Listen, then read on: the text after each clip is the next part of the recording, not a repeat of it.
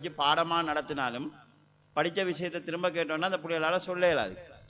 அப்படி இருக்கும்போது நாங்கள் வயசாளிகள் வேலையோடு இருக்கிறவங்க இதை டார்கெட் பண்ணி கொண்டு படிக்கிறதையே டார்கெட் பண்ணி கொண்டு பயான் இருக்கல. அப்படி இருக்கும்போது நம்ம பேசின விஷயங்கள் எல்லாமே உள்வாங்கிப்படாது. அதுதான் இயல்பு. சஹாபாக்களும் ஹதீஸ்கள் அதை சொல்றாங்க. ஒரு நாள் ரசூல்லா பேசுறாங்க, எங்களோட பாடமிட்டு கொண்டாங்க, மறந்தவங்க மறந்தாங்க. அப்ப இந்த ஒரு நிலைமை இருக்கும்போது முழுசா உள்வாங்கிப்படாது. ஆனா அதுல பயன் என்னன்னு சொன்னா, அந்த பேசும்போது அந்த உணர்வுகள் உந்தப்படுறது, அந்த உணர்ச்சி நிற்கும். அந்த பேசப்பட்ட விஷயம் எல்லாம் தலையிலிருந்து போனாலும் அதனால தூண்டப்பட்ட அந்த உணர்வு இருக்குது. சில நேரம் கோபமா இருந்தா கோபம் தூண்டப்பட்டாலும் கோபம் இருக்கும், விஷயமே முடிஞ்சது பிறகு கோபம் இருக்கும்.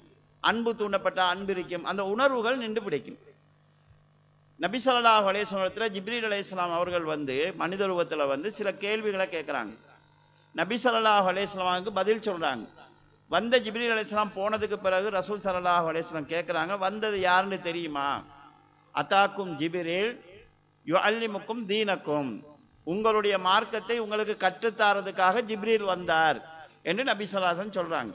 அப்ப கேள்வி கேட்கறதுங்கிறது ஒரு விஷயத்தை, ஏன்னா கேட்டப்பட்ட கேள்விக்கு நேரா பதில் சொல்லப்படுகிற போது அது மண்டையில ஏறுறதுக்கு கிரகிக்கப்படுறதுக்கு வழியா இருக்கும். சில நேரங்களில் சொல்லப்பட்ட ஆதாரங்கள் மறந்தாலும் முடிவுகள் மனசுல இருக்கும். இதுதான் இதுல முடிவு என்கிறது இருக்கும். சகோதரர் காமில் அவர்கள் சொன்னது மாதிரி எங்களுக்கு ஆரம்பத்துல உண்மையிலே கேள்வி பதில் நிகழ்ச்சின்னு சொன்னா அதுல சரியான இன்ட்ரெஸ்ட் ஒன்று இருந்துச்சு. ஏன்னா நிறைய விஷயங்களை அதனூடாக சொல்லலாம்.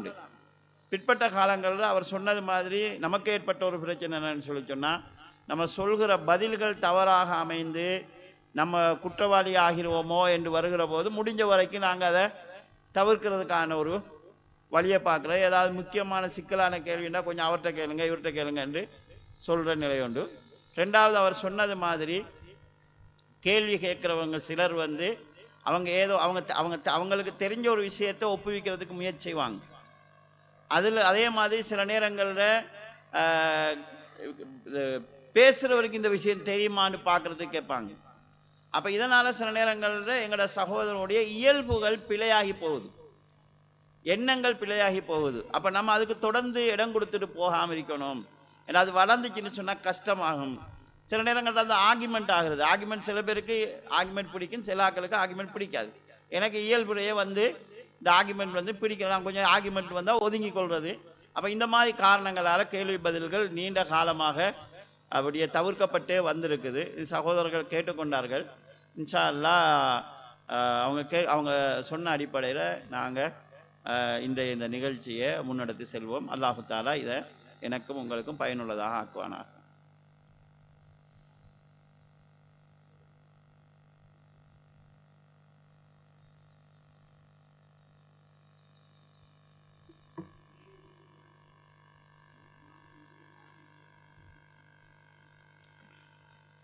அதாவது ஜும்மாவில் இமாம் சலாம் சொல்லுதல், அஸ்ஸலாமு அலைக்கும் சொல்லி மிம்பரில் ஏறணுன்னே சலாம் சொல்கிறாங்களே, இது சம்பந்தமாக அவர் கேட்குறாரு. இது சம்பந்தமாக இருக்கக்கூடிய ஹதீஸ்கள் எல்லாமே லைஃபான ஹதீஸ்கள். நபி ஸல்லல்லாஹு அலைஹி வஸல்லம் ஜும்மாவில் சலான் சொன்னதாக வரக்கூடிய ஹதீஸ்கள் எல்லாமே லைஃபான ஹதீஸ்கள். சனது ரீதியாக அறிவிப்பாளர் குறைபாடு இருக்குது. ஆனால் அதே நேரத்தில் உஸ்மான் ரலியல்லாஹு அன்ஹு அவர்கள் மிம்பரிலிருந்து சலாம் சொன்னார்கள். அவங்க சலாம் சொல்லுவாங்க, எமுத்து சலாமஹு, அந்த சலாத்தையும் நீட்டி சொல்லுவாங்க என்று சஹீஹான அறிவிப்பு வருது. இந்த நேரடியாக வந்திருக்கக்கூடிய ஹதீஸ்கள் பலகீனமாக இருந்தாலும் உஸ்மான் ரலியல்லாஹு அவங்க செஞ்சார்கள் என்கிற ஒரு ஆதாரம் வருகிறது. அதை அவங்க மிம்பரில் செஞ்சிருக்கிறாங்கன்னா பகிரங்கமாக செஞ்சிருக்கிறாங்க. பகிரங்கமாக செஞ்சு அது மார்க்க ரீதியாக பிழையாக இருந்திருந்தால் கட்டாயமாக வேற சஹாபாக்களால் அது மறுக்கப்பட்டிருக்கும், அல்லது இது பிழை என்கிறதாவது சொல்லப்பட்டிருக்கும். அப்படி யாருமே அதை பிழை என்று சொல்லாத காரணத்தினால இந்த அறிவிப்புகளுக்கு அது ஒரு பலமா அமையுது. இந்த அறிவிப்புகள் பலகீனமாக இருந்தாலும் அதுக்கு உஸ்மான் ரலியல்லாஹு அன்ஹுடைய செயல்பாடு வலு சேர்க்கிறதா இருக்குது. ஆனா இதே நேரத்தில் ஒருவர் சலான் சொல்லாம அமர்ந்துட்டாருன்னு சொன்னா, ஏன் நீங்க சலான் சொல்லாம அமர்ந்தீங்கன்னு கேள்வி கேட்கறதுக்கு எங்களுக்கு ஒரு உரிமை இல்லாம போகுது என்று சொல்லி சொன்னா, வலுவான ஹதீஸ் ஒன்று எங்களை கையில கிடைக்கலைங்கிறதுனால. ஒரு ஆதாரமா வலுவான ஒரு ஆதாரம் இந்த ஆதாரத்துக்கு மாத்தமா அமையுதுன்னு கேள்வி கேட்கலாம். ஒருவர் சலாம் சொன்னாருண்டா ஏன் சொன்னீங்க, நீங்க இதை விடணும் என்று சொல்லி எங்களுக்கு வலுக்கட்டாயப்படுத்த இயலாது. ஏன்டா அறிவிப்புகள் பலகீனமாக இருந்தாலும் குலமாவூர் ராசிதீன்கள் ஒருவர் சொல்லியிருக்கிறாரு. அந்த சமுதாயத்துல அதுக்கு மறுப்பாக யாரும் பேசல. உதாரணமா உஸ்மான் அலி அவங்க ஹஜ்ஜில மினாவுல என்ன செய்வாங்கன்னா 4 ரக்காய் தொழுவாங்க. லுஹர் அசர் இஷா 4 ரக்காய் தொழுவாங்க. மினாவுல ரசூலா 2 தான் தொழுதிக்கிறாங்க. அப்போ உமர் அந்த இப்னு மஸ்ஊத் ரலியல்லாஹு மறுக்கிறாங்க. இல்ல நீங்க ஹதீஸ்ல 2 தான் இருக்குது, நீங்க 4 தொழுகிறீங்கன்னு சொல்லி. ஆனா ஜமாத் நடக்கும்போது அவர் சேர்ந்து 4 தொழுகிறாரு. அப்ப நீங்க 2 தான் தொழுன்னு சொன்னீங்க, ஏன் 4 தொழுதீங்கன்னு கேட்கும்போது நான் பிரிவினையை பயப்படுறேன் என்று சொல்லி சொன்னாங்க. அப்ப இன்னைக்கு ஹதீஸுக்கு மாத்தம் என்று சொல்கிற போது யாராவது ஒரு ஆளாவது பேசுறாங்க. இங்க அந்த சலாம் கொடுக்கிற விஷயத்துல யாருமே எதிர்த்து பேசாததுனால அதை நம்ம யாராவது செஞ்சாங்கன்னா எதிர்த்து பேசுறதுக்கான தகுந்த முகாந்திரம் ஒன்றும் இல்லை. இதை இமாமுடைய கையில நம்ம விட்டுறலாம். அவர் சொன்னாலோ சொல்லாம விட்டாலோ குற்றம் சொல்றதுக்கான ஒரு வழி ஒன்று இல்லை அதுல. அல்லாஹு அலம்.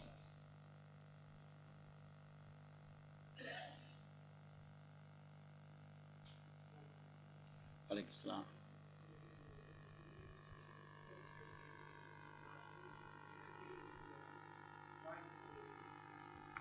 அதாவது சகோதரர் என்ன கேட்குறாங்கன்னா, மஹ்ரிபு தொழுகைக்கு முன் சுன்னத்து இருக்குதா என்கிற கேள்வி கேட்குறாங்க. இதில் அதாவது நபி ஸல்லல்லாஹு அலைஹி வஸல்லம் அவங்க சுனனுர் ரவாத்திப், அதாவது தொழுகைக்கு முன்பின் சுன்னத்துக்கள் குறிப்பிட்டு சொன்ன, அதை கட்டாய சுன்னத்துக்கள்னு சொல்லுவாங்க. குறிப்பிட்டு சொன்ன சுன்னத்தில் மஹ்ரிபுடைய முன் சுன்னத்து இல்லை, மஹ்ரிபுக்கு பின் சுன்னத்து இருக்குது. ஆனால் பொதுவான ஒரு ஹதீஸ் இருக்குது, எல்லா பாங்குக்கும் இகாமத்துக்கும் இடையில 2 ரக்காயத்து சுன்னத்து தொழுகை இருக்குது. அது வலியுறுத்தப்படலை. இப்போ மஹ்ரிபுடைய முன் சுன்னத் சம்பந்தமாக வார நேரத்தில் யார் விரும்புகிறாரோ அவர் தொழுது கொள்ளட்டும், யார் விரும்பலையோ அவர் விட்டு விடட்டும் என்கிற நிலையில் இருக்கக்கூடியது. ஆனால் மஹ்ரிபுக்கும் அந்த மஹ்ரிபுடைய பாங்குக்கும் இகாமத்துக்கும் இடையில சுருக்கமான 2 ரக்காயத்து தொழக்கூடிய அளவுக்கான ஒரு கெப் ஒன்று இருக்கணும். தொழுகிறவங்களுக்கு தொழக்கூடிய அளவுக்கான ஒரு அவகாசம் ஒன்று இருக்கணும். சில அறிவிப்புகள்ல மஹ்ரிபுடைய பாங்கு சொல்லப்பட்டால் எங்களுடைய முதியவர்கள், அதாவது இளம் சஹாபாக்கள் அறிவிக்கிறாங்க, முதியவர்கள் பள்ளியினுடைய தூண்களை நோக்கி விரைவாங்க, அதை சுத்ரா வச்சு தொழுகிறதுக்காகன்னு சொல்லி. எனவே மஹ்ரிபு தொழுகைக்கு முன்னாலேயும் எங்களுக்கு 2 ரக்காயத்து, எல்லா பாங்கி காமத்துக்கு இடையிலையும் 2 ரக்காயத்து சுன்னத் தொழுகிறதுக்கு இடம் இருக்குது. ஆனால் வலியுறுத்தப்பட்ட சுன்னத்து இல்லை.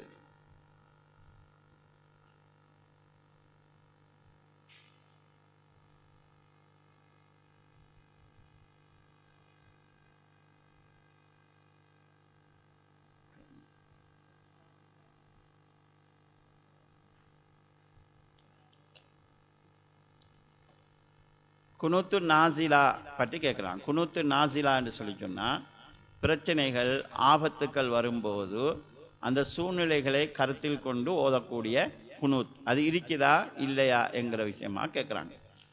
இதில் மார்க்க அறிஞர்களுக்கு மத்தியில் கருத்து வேறுபாடு இருக்குது. இது நம்ம செய்யணுமா செய்ய தேவையில்லையா, யார் இதை செய்கிறத அல்லது செய்யாமல் விடுறத முடிவு செய்கிறது என்கிற மாதிரியான கருத்து வேறுபாடுகள் இருக்குது. நபி ஸல்லல்லாஹு அலைஹி வஸல்லம் அவர்கள் ஒரு மாதம் ஒரு கூட்டத்துக்கு எதிராக 5 நேர தொழுகையிலையும் குனூத் ஓதுனாங்க. பிறகு நபி ஸல்லல்லாஹு அலைஹி வஸல்லம் அவங்க அதை விட்டுட்டாங்க. இதுக்கு காரணமாக 2 சம்பவம் சொல்லப்படுது. சஹாபாக்கள்ல குர்ஆனை மனனம் செய்த 70 பேரை கூட்டிட்டு போய்த்து வேறு மவுனா அந்த இடத்துல வச்சு கொலை செஞ்சிட்டாங்க.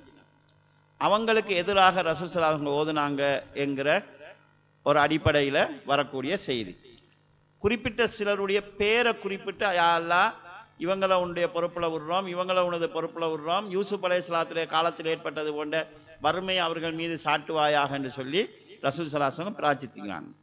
இப்போ இந்த இதில் 1 மாதம் ஓதுனாங்க, பிறகு விட்டுட்டாங்கன்னு வருது. விட்டுட்டாங்கன்னு சொல்லி சொன்னால் ரசூல் ஸல்லல்லாஹு அலைஹி வஸல்லம் அவர்கள் இந்த சம்பவத்தோட சம்பந்தப்பட்ட சிலர் இஸ்லாத்தில் இணைஞ்சிட்டாங்க. அல்லாஹு தாலாவும் அவங்களை அல்லாஹ் நான்னவங்களை மன்னிப்பான், நான்னவங்களை தண்டிப்பான்னு சொல்லி தனியான குர்ஆன் வசனம் இறக்குறாங்க. இப்போ இந்த ஹதீஸை வச்சு ரசூல் ஸல்லல்லாஹு அலைஹி வஸல்லம் ஓதிட்டு விட்டு இருக்கிறாங்க.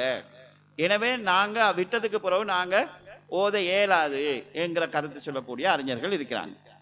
அதல்லாம அபூ ஹுரைரா ரலியல்லாஹு அவங்க அறிவிக்கிறாங்க, கானன் நபி ஸல்லல்லாஹு அலைஹி வஸல்லம், நபி ஸல்லல்லாஹு அலைஹி வஸல்லம் அவர்கள் இருந்தார்கள், ஏதாவது ஒரு சமுதாயத்துக்கு சாதகமாகவோ அல்லது ஏதாவது ஒரு சமுதாயத்துக்கு பாதகமாகவோ பிரார்த்திக்க நாடினால் தொழுகையினுடைய கடைசி ரக்காயத்தில் குனுத் ஓதுபவர்களாக இருந்தார்கள் என்கிற ஒரு செய்தியை அபூ ஹுரைரா ரலியல்லாஹு அவங்க அறிவிக்கிறாங்க. பொதுவாக ஒரு ஹதீஸை அறிவிக்கக்கூடிய அறிவிப்பாளரை வச்சு அந்த நடைமுறை எப்ப நடந்துச்சுங்கிறத நம்ம கன்ஃபார்மா சொல்ல இயலாது. ஒரு ஹதீஸ் அறிவிக்கக்கூடிய அறிவிப்பாளர் அவர் இஸ்லாத்துக்கு எப்ப வந்தாருங்கிறத வச்சு அந்த வந்ததுக்கு பிறகுதான் அந்த நிகழ்ச்சி நடந்துச்சுன்னு சொல்லி எங்களுக்கு உறுதியா சொல்ல இயலாது. அது அப்படி இருக்கிறதுக்கான வாய்ப்பு அதிகம் என்று சொல்லலாம். அபூ ஹுரைரா ரலியல்லாஹு அவங்க இஸ்லாத்துக்கு வந்தது எப்பன்னு கேட்டா ஹுதைபியா உடன்படிக்கைக்கு பிறகு ஹிஜ்ரி 7 அவர் இஸ்லாத்துக்கு வராரு. ஹிஜ்ரி 7 வந்த அபூ ஹுரைரா அவங்க ரசூலுல்லாஹ் குனுத் ஓதுனாங்கங்கிறத சொன்னா அது ஹிஜ்ரி 7க்கு பிறகு நடந்ததாக இருக்கிறதுக்கு வாய்ப்பு இருக்குது. சில நேரம் முன்னால நடந்ததை யாரோ ஒரு சஹாபிட்ட கேட்டு அவர் சொல்றதுக்கான வாய்ப்பும் இருக்குது. அதனால அதை அடிச்சு சொல்ல இயலாது. இருந்தாலும் இந்த ஹதீஸ்ல அபூ ஹுரைரா பாவிச்ச வாசகம் கானன் நபி ரசூல் ஸல்லல்லாஹு அலைஹி வஸல்லம் அவர்கள் யாருக்காவது சாதகமாகவோ பாதகமாகவோ பிரார்த்திக்க நாடினால் குனுத் ஓதுபவர்களாக இருந்தார்கள். காண வந்துச்சுன்னு சொன்னா ஒரு கண்டினியூவா செய்யற ஒரு வேலையை சொல்றதுக்காக சொல்றது. அப்ப அபூ ஹுரைரா இஸ்லாத்துக்கு வந்ததுக்கு பிறகும் ரசூல் ஸல்லல்லாஹு அலைஹி வஸல்லம் குனுத் ஓதி இருக்கிறாங்க என்கிற கருத்தை இது சொல்லுது. எனவே பெருமாவுனா அந்த அந்த நிகழ்ச்சி நடந்தது அல்லது உஹதோட சம்பந்தப்பட்ட நிகழ்ச்சி நடந்தது ஆரம்ப கட்டத்தில். அபூ ஹுரைரா அவங்க இஸ்லாத்துக்கு வந்ததுக்கு பிறகு உதைபியா உடன்படிக்கை நடந்து பகையெல்லாம் அதாவது இல்லாகி சமாதான காலம். அப்ப ரசூல் ஸல்லல்லாஹு அலைஹி வஸல்லம் யாருக்காவது சாதகமாகவோ பாதகமாகவோ துஆ கேட்க நாடினால் இதை செய்வாங்கன்னு அவங்க சொல்வதினூடாக இந்த பழக்கத்தை அவங்க முழுசா உடல்ல என்கிற கருத்தை நாங்க பெறலாம். சிலர் என்ன செய்வாங்கடா சபிக்க கூடாது, சாதகமா பிரார்த்திக்கிறதுக்கு யூஸ் பண்ணலாம். ரசூல்லா சபிக்கிறத விட்டாங்க தானே, சாதகமா பிரார்த்திக்கிறதுக்கு யூஸ் பண்ணலாம் என்கிற கருத்தை சொல்றாங்க. முஸ்லிம் சமுதாயத்துக்கு பாதிப்பு வருகிற போது பிற்பட்ட காலங்களில் அதாவது தலைவர்கள் செய்த சம்பவங்களை இமாம் இப்னுல் கையும் ஜௌசி போன்ற சில அறிஞர்கள் சுட்டி காட்டுறாங்க. கண்டினியூவா நடந்து வந்தில்லை, சில நிகழ்ச்சிகள் நடந்திருக்கு. எனவே குனூத்து நாசிலா என்கிறது முழுமையாக விடுபட்ட ஒன்றல்ல, நிறுத்தப்பட்ட ஒன்றல்ல, நாங்க செய்யறதுக்கு அனுமதி உள்ளது. இப்ப செய்யறதுக்கு அனுமதி உள்ளதுன்னா இப்போ ஒரு சந்தேகம் வரும், நம்ம எதுக்கு செய்யற, முஸ்லீம்களுக்கு பிரச்சனை வந்தா செய்யற, ஏன்னா முஸ்லீம்களுக்கு தொடர்ந்து பிரச்சனை இருந்துட்டு தானே இருக்குது, அப்ப நம்ம தொடர்ந்து செஞ்சுட்டு இருக்கிறதா என்று கேட்டா ரசூலுல்லாஹ் காலத்திலையும் தொடர்ந்து பிரச்சனை நடந்து தான் இருந்துச்சு. எதுக்கு செய்யறதுங்கிறத தலைமை தீர்மானிக்கும். ஒரு தலைமை இருந்து நாங்க இந்த பிரச்சனைக்கு குனூத்து நாசிலா செய்வோம்னு சொன்னா நாங்க அந்த பிரச்சனைக்கு குனூத்து நாசிலா செய்யணும். தலைமை சொல்லலன்னு சொல்லி சொன்னா தலைமையிட்ட கேட்கலாம், இதுக்கும் ஒரு பிரச்சனை தானே, இதுக்கு நாங்க துஆ கேட்போம்னு கேட்போம். தலைமை முடிவு செஞ்சா குனூத்து நாசிலா செய்யறது, முடிவு செய்யாட்டி செய்யாம இருக்கிறது. இதை அதாவது ரசூலா தான் செஞ்சாங்க. ரசூல்லாட்ட அது இதுக்கு பிறகு நடந்த பிரச்சனைகளுக்கு இப்படி ஒரு பிரச்சனை அதுக்கு கேளுங்க, அப்படி ஒரு பிரச்சனை அதுக்கு கேளுங்கன்னு சொல்லி கேட்டது இல்லை. அதே மாதிரி மழை வேண்டி தொழுகிற சம்பவம் போன்ற நிகழ்ச்சிகள் வறுமை எல்லா காலத்திலையும் வரலாம். எப்ப கேட்கணுங்கிறத மக்கள் ஆர்வப்படணும், நாங்க மழை வேண்டி தொழணும் என்று சொல்லி நிர்வாகங்கள்ட்ட கேட்கணும், மழை வேண்டி தொழுவோம்னு சொல்லி. அப்ப இந்த அடிப்படையில குனூத்து நாசிலாவை பொறுத்தளவுல கண்டினியூவா இருக்குது. பிரச்சனைகள் வருகிற போது அதை நாங்க செய்யலாம். அப்படி செய்கிறத தீர்மானம் செய்வது ஒரு தலைமை தீர்மானம் செய்யும். பிரச்சனை நிறைய இருக்கலாம், எந்த பிரச்சனைக்கு செய்யறன்னு ஒரு தலைமை செய்யும். அப்படி தலைமை தீர்மானம் செய்தால் குனூத்து நாசிலாவை நாங்க பங்கு கொள்வது. இல்லைன்னு சொல்லி சொன்னா எங்களுடைய தனிப்பட்ட பிரச்சனையில எங்களுடைய தனிப்பட்ட பிரார்த்தனையில நாங்க அந்த பிரச்சனைகளுக்காக துஆவை நாங்க செய்யணும். அல்லாஹு அலம். குனூத்து நாசிலாவுல சத்தமாக ஆமீன் சொல்றது சம்பந்தமாக சகோதரர் கேட்கலாம். குனூத்து நாசிலாண்டா இந்த பிரச்சனைக்காக ஓதக்கூடிய குனூத்துல சத்தமாக ஆமீன் சொல்றது சம்பந்தமாக அஹ்மதுல வரக்கூடிய ஒரு அறிவிப்புல நபி ஸல்லல்லாஹு அலைஹி வஸல்லம் அவங்க இந்த குனூத்து நாசிலா ஓதுன போது சஹாபாக்கள் ஆமீன் சொன்னதா வருது. இந்த ஆமீன் சம்பந்தமாக நேரடியாக வந்திருக்கக்கூடிய ஹதீஸ்கள் 2. ஒன்று சூரத்துல் ஃபாத்திஹாவுக்கு பிறகு சொல்லப்பட்ட ஆமீன், ரெண்டாவது குனூத்து நாசிலாவுல சொல்லப்பட்டதாக வரக்கூடிய ஆமீன். அஹ்மதுல வரக்கூடிய இந்த அறிவிப்பின் அடிப்படையில பின்னால் இருக்கிறவங்க சத்தமாக ஆமீன் சொல்லலாம். அதுக்கான அங்கீகாரம் இங்கே தொழுகையில் இருக்க போது நாங்கள் அந்த துவாவுல நாங்கள் பங்கெடுக்கிறது இந்த ஆமீனூடாக இதுக்கு அனுமதி இருக்குது.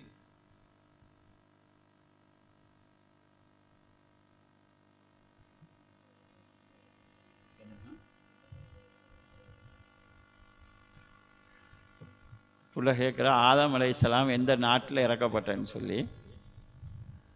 ஆதம் அலைஹிஸ்ஸலாம் அவங்க எங்கே இறங்குனாங்கங்கிறது அது சம்பந்தமாக நேரடியாக எந்த ஆதாரமும் இல்லை, ஆதாரம் வர இயலாது. ஆனால் அறிஞர்களும் இப்னு அப்பாஸ் அவங்க போன்ற சஹாபாக்களும் அவர் இந்தியாவில் இறங்கினாருன்னு சொல்லி சொல்கிறாங்க. ஹிந்து பிரதேசத்தில் அவங்க இறங்கினாங்க. அப்போ ஆரம்ப காலத்தில் இந்தியான்னு சொல்கிறது வந்து ஸ்ரீலங்காவையும் சேர்த்தது தான். ஆரம்ப கால இந்தியாங்கிறது வந்து இந்துங்கிறது வந்து ஸ்ரீலங்காவையும் சேர்த்தது தான். சில அறிஞர்களுடைய குறிப்பில், அதாவது தாபியங்கள் அவங்களுடைய காலத்தில் வந்த குறிப்பில், ஹிந்து பிரதேசத்தில் சரந்தீப் என்கிற பகுதியில் ஆதம் அலைஹிஸ்ஸலாம் இறங்கினாங்க என்கிறது அறிஞர்களுடைய கருத்தாக சொல்லப்படுது. அதுக்கு அவங்க வேறு வேறு காரணங்கள், அவங்க வாழ்ந்ததா சொல்லப்படுறது, சீத அலைஹிஸ்ஸலாத்தில் கபர் இருக்கிறதா சொல்லப்படுறது, இந்த இது கடலில் இருக்கக்கூடிய ஆதம் பாலங்கிறது, இந்த பாவாத மலை, இது போன்ற பல செய்திகள் சொல்லுவாங்க.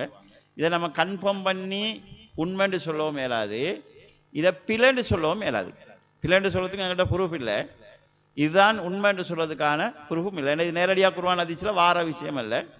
அப்படி இப்படி ஒன்று இருக்குது, இப்படி ஒரு தகவல் இருக்குதுங்கிற விஷயத்தோட நாங்கள் நிறுத்தி கொள்ளலாம். எங்களுக்கு மேலதிகமாக வேணும்னு சொல்லி சொன்னால் இலங்கை முஸ்லீம்களுடைய தொன்மையை சொல்றதுக்காக நாங்கள் அதை யூஸ் பண்ணிக்கொள்ளலாம். இலங்கை மனித இனத்தில், ஏன்னா இலங்கையில் அதாவது எலும்புகள் வந்து மிக பழமையான எலும்புகள் எல்லாம் கண்டுபிடிக்கப்பட்டும் இருக்குது. அதை சொல்றதுக்கு கொண்டு நாங்கள் யூஸ் பண்ணிக்கொள்ளலாம். இது ஆதாரத்துக்கு எடுத்துக்கொள்ளக்கூடிய மாதிரியான தகவல் அல்ல.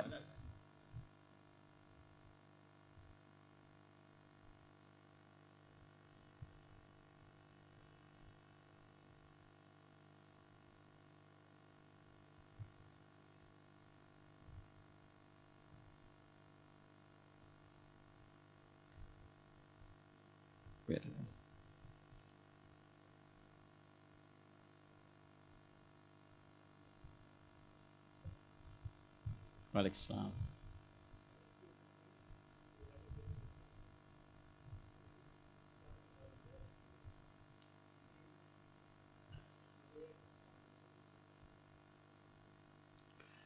அதாவது சகோதரர் கேட்குறாரு, பலஸ்தீனத்துக்கு இங்கிருந்து சல்லி சேர்த்தி அனுப்புகிறாங்க, இங்கேயும் நிறைய பாதிக்கப்பட்டவங்க இருக்கிறாங்களே, இது இஸ்லாத்தின் பார்வையில் என்ன செய்தி நிலப்பாடுன்னு கேட்குறாங்க.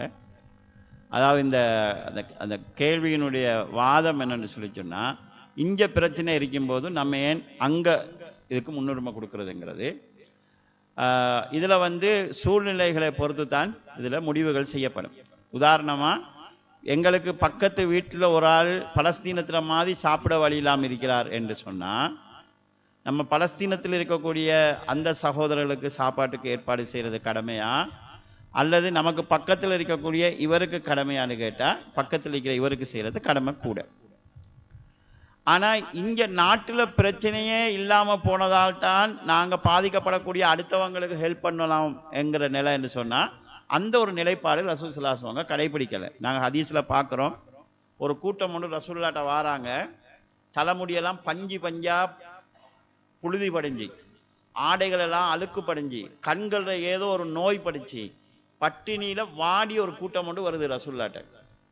அப்போ ரசூல் ஸல்லல்லாஹு அலைஹி வஸல்லம் என்ன செய்கிறாங்கன்னா, சஹாபாக்களோட சொல்கிறாங்க, இவங்களுக்கு ஹெல்ப் பண்ணுங்கன்னு சொல்லி. சஹாபாக்கள் தாமதிக்கிறாங்க. அப்போ நபி ஸல்லல்லாஹு அலைஹி வஸல்லம் மிம்பர்ல இருந்து கொண்டு சொல்கிறாங்க, பல்யந்துர் நஃப்ஸும், அதாவது தனக்காக நாளை மறுமைக்கு தக்கத்தம லிகதீன், நாளைய தினத்துக்காக தனக்கு எதை முற்படுத்தினீங்கன்னு பாருங்க, உங்களோட மறுமைக்காக நீங்க முற்படுத்துங்கன்னு சொல்றாங்க. அப்ப சஹாபாக்கள் தாமதிக்கிறாங்கன்னா அவங்கள்ட்ட இவ்வளவு பேருக்கு இந்த கஷ்டப்பட்டாக்களுக்கு கொடுக்குற அளவுக்கு அவங்கள்ட்ட இல்லை. அப்பதான் ஒரு சஹாபி கையளவு கொஞ்சம் ஈச்சப்பழத்தை கொஞ்சம் வைக்கிறாரு. அப்ப வச்ச உடனே மற்றவங்களுக்கு ஒரு தைரியம் வருது, எங்களுக்கு இதை விட கொஞ்சம் கூட கொடுக்கணுமே. அப்ப வந்து உணவுகளை கொடுக்குறாங்க, அவங்களுடைய தேவையை ரசூல் ஸல்லல்லாஹு அலைஹி வஸல்லம் நிறைவு செஞ்சு அவங்களுடைய நோய் குணமாகிறதுக்கு ரசூல் ஸல்லல்லாஹு அலைஹி வஸல்லம் அவங்க ஒரு அவங்களோட பைத்துல் மாலுக்குரிய ஒட்டகத்தில் போயிட்டு பால் குடிக்க சொல்கிறாங்க, அதில் சிறுநீரை குடிக்க சொல்கிறாங்க. ஆனால் அந்த கூட்டம் என்ன செஞ்சாங்கன்னா நோய் சுகமானதுக்கு பிறகு அங்கே இருந்த ஒட்டகம் மேய்ச்சி கொண்டு இந்த ஆக்களை கொலை செஞ்சுட்டு ஒட்டகத்தை எல்லாம் களவெடுத்துட்டு போனாங்க. ரசூல் ஸல்லல்லாஹு அலைஹி வஸல்லம் வாழ்நாளையே கடுமையான தன்னை கொடுத்து இவங்களுக்கு தான் அவனோட மாறுகால் வெட்டி கண்ணை தோண்டி அப்படியே பாலைவனத்தில் போட்டாங்க. ஏன்னா இவங்க போனாலும் போகிற இடத்துல இப்படி தான் செஞ்சுட்டு போவாங்க, கொலை தான் செய்வாங்க, கொலை தான் அடிப்பாங்க. அப்போ இந்த நிகழ்ச்சியை பார்த்தா சஹாபாக்களும் பட்டினி இருந்தாக்கள் தான், தின்றது கஷ்டமாக தான் இருந்துச்சு. நாங்களே கஷ்டத்தில் இருக்கிறோம், வந்தாக்களுக்கு சாப்பாடு கொடுக்கலாமாங்கிறது பார்க்கல. அவங்க வயுசிரூன அலா அன்ஃபுஸிஹிம் வலவ் கான பிஹிம் ஹஸாஸா, தங்களுக்கு தேவை இருக்கும் போதும் அந்த வந்தவங்களுடைய தேவையை நிவர்த்தி செய்யறதுல அவங்க முற்பட்டு இருக்காங்க. இதே போல குர்ஆன் அல்லாஹு தஆலா வயுத்திமுன தஆம் அலா ஹுப்பிஹி மிஸ்கீனா வ யதீமா வ அஸீரா, உணவு அதாவது தங்களுக்கு தேவை என்று இருக்கும் போதே, உணவு தங்களுக்கு தேவை என்று இருக்கும் போதே ஏழைகளுக்கும் அனாதைகளுக்கும் கைதிகளுக்கும் அவங்க உணவு கொடுத்துருக்குறாங்க. ஹதீஸில் எப்படி வருது என்று சொல்லி சொன்னால் அலிகளில் அவங்க சம்மந்தப்பட்ட இந்த சம்பவம் வருது, இப்னு உமரில் அவங்க சம்மந்தப்பட்ட ஒரு சம்பவம் வருது. இப்னு உமரில் அவங்களுக்கு ஒரு காய்ச்சல் ஒன்று வருது, அந்த காய்ச்சலுக்கு அவங்களுக்கு ஒரு ஆசை வருது கிரேப்ஸ் தின்னணும்னு சொல்லி. காய்ச்சல் வந்தாக்களுக்கு வாய்க்கு என்னமாலும் தின்னொன்று மாதிரி வரும். அப்போ பணியால் அனுப்புகிறாங்க, கிரேப்ஸ் வாங்கிட்டு வச்சு. வாங்கி வீட்டுக்கு வர ஒரு ஆள் வந்து பசிக்குன்னு கேட்கவும் அதை குடுன்னு சொல்கிறாங்க. இப்படி 3 தரம் நடக்குது அவங்களுக்கு. 3ஆவது தரம் போகும்போது வைஃப் சொல்கிற நீ வாங்கிட்டு வந்து பிரயோஜனம் இல்லை என்று சொல்லி சொல்கிறாங்க. இதே மாதிரி அடிக்கடி அவங்களோட வீட்டில் சாப்பிட ரெடியாக இருக்கும்போது அனாதை வந்து உணவை கொடுத்தாங்க, எத்தையும் வந்து இந்த மிஸ்கின் வந்து கொடுத்தாங்க. கைதின்னு சொன்னால் மதீனாவில் கைதியாக இருக்கிறவங்க காவிர்கள் தான் பெரும்பாலும். கைதி பிரச்சனை வந்ததே பத்ர் யுத்தத்துக்கு பிறகு. அப்போ தங்களுடைய உணவே அவங்க கொடுத்துருக்குறாங்க. அப்போ இதை வந்து அல்லாஹு தாலா புகழ்ந்தும் குர்ஆனில் சொல்லியிருக்கிறாங்க. எனவே டோட்டல் எங்களுடைய பிரச்சனையெல்லாம் தீர்ந்தாத்தான் அடுத்த பிரச்சனை பார்க்கணுங்கிறதில்ல, எங்களோட பிரச்சனையை சமாளித்து கொண்டு நாங்கள் அடுத்த பிரச்சனையை செய்ய வேண்டியிருக்குது. அங்குள்ள நிலவரங்களை பொறுத்தளவுல எங்களால் அந்த தேசத்தில் இருக்கிறவங்களுக்கு ஏதாவது உதவி செய்யக்கூடிய ஒரு வாய்ப்பு கிடைக்குதுன்னு சொல்லி சொன்னால் அதுவும் வந்து எங்களுக்கு கிடைக்கக்கூடிய ஒரு நன்மை செய்கிறதுக்கு கிடைக்கக்கூடிய, அவங்களோட துயரத்தில் பங்கெடுக்கிறதுக்கு கிடைக்கக்கூடிய ஒரு வாய்ப்பு தான். அந்த வாய்ப்பை உள்ளவங்க பயன்படுத்தி கொள்ளலாம். இப்போ ஒருவருக்கு இருக்குது அவருக்கு கொடுக்க இல்லாத, அங்கே கொடுக்க இல்லாத அளவுக்கு அவருக்கு பிரச்சனை இருக்குதுன்னு சொல்லி சொன்னால் அவர் வந்து இதில் குற்றவாளியாக மாட்டார். இப்போ இதே நாட்டில் தங்களுடைய தேவையை நிவர்த்தி செஞ்சுட்டு மேலதிகமாக வசதி உள்ளவங்க இருக்கிறாங்க, அவங்களுக்கு ஒரு வாய்ப்பாக ஏற்படுத்தி கொடுக்க தானே. கோடீஸ்வரர்கள் இந்த நாட்டில் இருக்க தான் செய்கிறாங்க. இப்போ அவங்களுக்கு இப்படி ஒரு அந்த அந்த அந்த அந்த நன்மையை செய்கிறதுக்கான ஒரு சூழலை ஏற்படுத்துறதுன்னு சொல்லி சொன்னால் இது போன்ற கூட்டு முயற்சிகள் தேவையாகும். அதுக்கு இது உதவியாக அமையும்.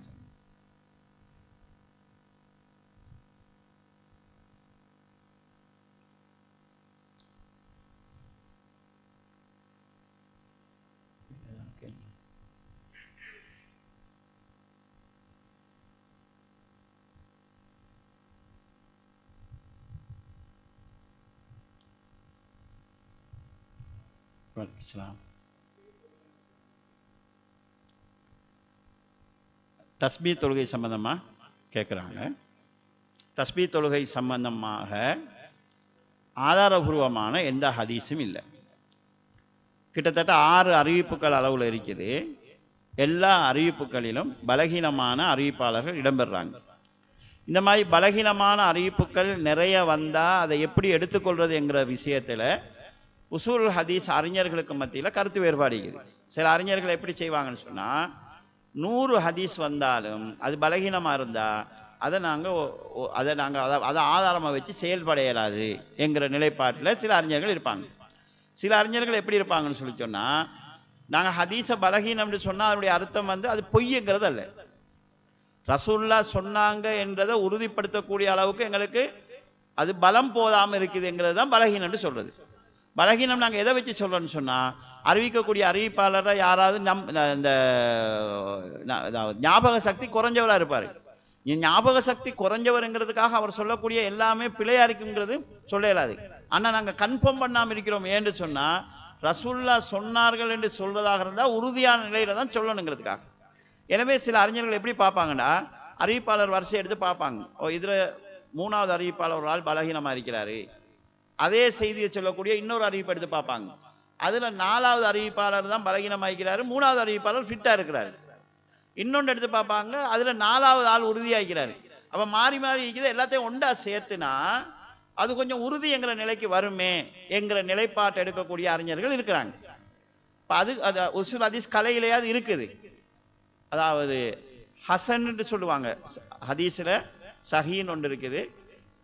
சஹீன்னு சொன்னா அறிவிப்பாளர் தகுதி எல்லாம் சரியாக்குது. இன்னொரு அறிவிப்பு சப்போர்ட் பண்ணதுனால சஹீன் ஆகுது, சஹீன் கைரின்னுவாங்க. இன்னொரு ஹதீஸின் அறிவிப்போட இது வந்து சஹீன் பலத்துக்கு வந்திருக்குது. அதே மாதிரி ஹசன் ஒரு தரம் இருக்குது. மற்ற சில அறிவிப்புகள் சின்ன சின்ன குறைபாடு இருக்கும், சைட் சப்போர்ட்டுக்கு மற்ற துணைகள் கிடைக்கும் போது இது ஹசன் லெவலுக்கு வரும். ஹசன் லிகைரிஹி, மற்ற அறிவிப்புகளின் துணையினால இது ஹசன் என்கிற நிலைக்கு வருதுண்டு. அந்த நிலைப்பாட்டில் பார்க்கக்கூடிய அறிஞர்கள் என்ன சொல்லுவாங்கன்னா, தஸ்பீ தொழுகைக்கு தனியான உறுதியான ஆதாரபூர்வமான அறிவிப்புகள் இல்லை. ஆனா பலகீனமான பல அறிவிப்புகள் இருக்கிற காரணத்தினால, இந்த பல பலகீனமான பல செய்திகள் ஒன்று சேர்ந்திருக்கிறதுனால இதை நாங்க ஒரு பலமான செய்தி மாதிரி எடுக்கலாம் என்கிற கருத்து சொல்லக்கூடிய அறிஞர்கள் இருக்கிறாங்க. அப்ப அவங்க என்ன செய்வாங்க, பலகீனம்தான் ஆனா நிறைய அறிவிப்பு வந்திருக்குது, அதனால இதை தொழலாம் என்று சொல்லுவாங்க. எந்த மாதிரி விஷயத்துல சொல்லுவாங்கன்னா, குறிப்பாக அமல்கள் விஷயத்துல சில அறிஞர்கள் வந்து அமல்கள் விஷயத்துல பலகீனமான செய்தியையும் ஆதாரத்துக்கு எடுப்பாங்க. ஆனால் இதை மறுக்கக்கூடிய அறிஞர்கள் இன்னொரு வலுவான ஒரு தகவல் ஒன்று சொல்றாங்க. என்னன்னு கேட்டா, சாதாரண சுன்னத்து தொழுகை மாதிரியான ஒரு தொழுகையாக இருந்து பலகீனமான ஹதீஸ் வந்திருந்தா சைட் சப்போர்ட்டுக்கு தானே, ஒரு நன்மையை செய்ய தூண்டுதானே நம்ம எடுத்துக்கொள்ளலாம். ஆனா தஸ்பீ தொழுகையில ஸ்டைல் இருக்குதே, முறை இருக்குதே, அது வேற எந்த தொழுகையிலும் இல்லாத ஒரு முறை வேண்டும். புதிய ஒரு முறையை இந்த ஹதீஸ் சொல்லுது. புதிய ஒரு முறை சொல்ற காரணத்தினால அது உறுதியான ஒரு அறிவிப்பாக இருந்தா தான் நாங்கள் அதை செயல்பாட்டுக்கு கொண்டு வரணும். ஏன்னா இது புதிய ஒரு வழிமுறையாக இருக்குது, அதுக்கு சப்போர்ட்டாக வேற அறிவிப்புகள் இல்லை. அந்த மெதட்டுக்கு இந்த நிலையில 15 ஒவ்வொரு நிலையிலையும் 10 தடவை தஸ்பீ சொல்ற அந்த சிஸ்டத்துக்கு நேரடியான ஆதாரம் இல்லைங்கிற காரணத்தினால இது வந்து வலு இழந்தது என்று சொல்லக்கூடிய அறிஞர்கள் நினைக்கிறாங்க. இப்ப நம்மளுடைய நிலைப்பாடு என்னன்னு கேட்டா, எந்த விதமான ஆதாரமும் இல்லாம இந்த வேலையை அவங்க செய்யலை, பலகீனமான ஆதாரமாவது அவங்ககிட்ட இருக்குதுங்கிற காரணத்தினால இது உறுதியானது இல்லைங்கிற தகவலை நம்ம சொல்லுவோம். உறுதியாக இருக்கக்கூடிய வேற சுன்னத்தான தொழுகையில் இருக்கிறானே அதுல நீங்க ஆர்வம் காட்டுங்க, பலமான பல அறிவிப்புகள் வந்திருக்கக்கூடிய அமல்களை நீங்க ஆர்வம் காட்டுங்க, இதுல நீங்க வந்து ஆர்வம் காட்ட வேண்டாம் என்கிற நிலையை சொல்லலாம். யாராவது செஞ்சாங்கன்னு சொன்னா அவர் பிதுஅத்தை செய்யறது மாதிரி எங்களால எதிர்க்க இயலாது. ஏன்னா அவங்களுக்கு பலகீனமான தகவல் வந்து அதுக்கு சாபாங்க இருக்குது. ஆனா இன்னொன்று சொல்லலாம், நபி ஸல்லல்லாஹு அலைஹி வஸல்லம் சொன்ன அந்த செய்தி கூட ஜமாத்தா தொழுகிறதுக்காக சொல்லப்பட்டது கிடையாது. ரசூலுல்லாஹ் காலத்திலேயோ வேற அந்த பலகீனமான செய்தியிலேயோ ஜமாத்தா தொழுவதா வரல. நபி ஸல்லல்லாஹு அலைஹி வஸல்லம் அப்பாஸ் ரலியல்லாஹு அவங்களுக்கு உனக்கு ஒரு நான் கிஃப்ட் தாரேன் என்று சொல்லி சொன்னதாகத்தான் அந்த செய்தி வருது. எனவே அப்படி யாராவது செய்யறதாக இருந்தால் அவர் தனிப்பட்ட முறையில் தான் செய்யணும், அதை ஜமாத்தா செய்யறதுக்கான ஒரு ஆதாரம் இல்லை. அடுத்தது, இது ஏன் ஊக்குவிக்கப்பட்டுச்சு என்கிறதுக்கான ஒரு நிலப்பாட்டை நம்ம விளங்கிக் கொள்ளணும். பெரும்பாலும் இந்த இந்தியால சைட்டில் எப்படி எங்களுக்கு தெரியல, கிழக்கு மாகாணத்தில் வெள்ளிக்கிழமையில காலையில இந்த தஸ்பீ தொழுகையை ஜமாத்தா செய்வாங்க. பெண்கள் எல்லாம் பள்ளிக்கு வருவாங்க, வந்து ஒரு ஹதியா கொடுப்பாங்க. இந்த ஹதியா தான் இதை கண்டினியூவா கொண்டு போய்த்து கொண்டிருக்கிறது. ஏன்னா பெண்களுக்கு பள்ளிக்கு வெள்ளிக்கிழமை வரக்கூடிய இந்த வாய்ப்புக்கு 100 கணக்கில் பெண்கள் வருவாங்க. ஏதோ அவங்க சின்ன சின்ன இது பண்ணுவாங்க. அப்ப 4 தஸ்பீ தொழுகை மாசத்துல செஞ்சாங்கன்னு சொல்லி சொன்னா, அது அந்த பள்ளி நிர்வாகமும் அந்த பள்ளிக்கு மௌலியமாருக்கு சம்பளத்தை குறைச்சி வச்சுட்டு இதுகளை வச்சு அவங்களோட பெருநாள் இதுகளை கவனிக்கிறதுக்கு மாதிரி செய்யறாங்க. அப்ப இதுதான் இது வந்து அதுக்கும் குறிப்பா இந்த தஸ்பீ தொழுகை நினைப்பு வரதே இந்த ரம்லான்ல தான் வருது அது. அப்ப அதனால இந்த இதுக்கு பின்னணி வந்து இதுதான்ங்கிறத நம்ம ரமலான் 27 கொண்டாடப்படுறதுக்கும் பின்னணி வந்து கியாமுல் லைல் தொழுவதற்கான ஏதாவது ஒரு ஹதியா கொடுக்கறதுக்குரிய டைம் வந்து அதுதான். அதை விட்டோம்னா கியாமுல் லைலும் பெருநாளும் என்ன ஒண்டா போயிடும். பெருநாள் ஹதியா கியாமுல் லைல் ஹதியா ரெண்டும் ஒண்டாயிரும். அப்போ ஒரு கெப் ஒன்று கிடைக்குது அந்த 27, அதை 27 விடாம இருக்கிறதுக்கான காரணமாகவும் அதுதான் அமையுது. அப்ப இதுல பின்னணி வந்து இந்த ஒரு பொருளாதார பின்னணி அதுக்குள்ள இருக்குது என்கிற ஒரு விஷயத்தை இந்த ஜமாத்தாக தொலை வைக்கிறதுடைய பின்னணியில் அந்த ஒரு விஷயம் இருக்குதுங்கிறத கவனத்தில் கொள்ளணும். அடுத்தது, அந்த தொழுகையை கூட ரசூலுல்லாஹ் கண்டினியூவா செய்யறதுக்கு சொல்ல, உனக்கு முடிஞ்சா ஆயுள் ஒரு தரம் செய்கின்ற மாதிரி தான் இந்த லைஃபான செய்தியே வருது. அப்போ என்ன பெரும்பாலும் நாங்களை பொறுத்தளவுல பெரும்பாலும் இருக்கக்கூடிய எல்லாரும் அறிஞ்சோ அறியாமலோ தொழுது இருக்கிறோம். ஆயில் ஒரு சிலமாக தொழுன்னு சொல்லிட்டாங்க. அப்போ அப்படி இருக்கும்போது அந்த உறுதிப்படுத்தாத ஒரு செயல்பாட்டுக்கு நாங்கள் எங்களோட டைமை செலவழிக்கிறத விட ஆதாரபூர்வமாக இருக்கக்கூடிய சந்தேகத்துக்கு அப்பாற்பட்ட அமல்களை நாங்கள் ஆர்வம் காட்டுறது தான் பொருத்தமாக அமையும்.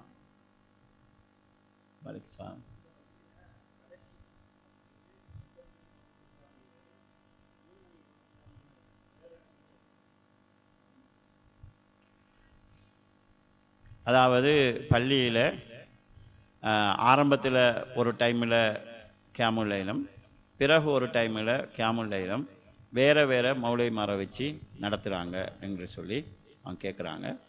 தொழுகையினுடைய ரக்காயத்து எண்ணிக்கை சிதையாமல் இருக்கும்னு சொல்லி சொன்னாங்க.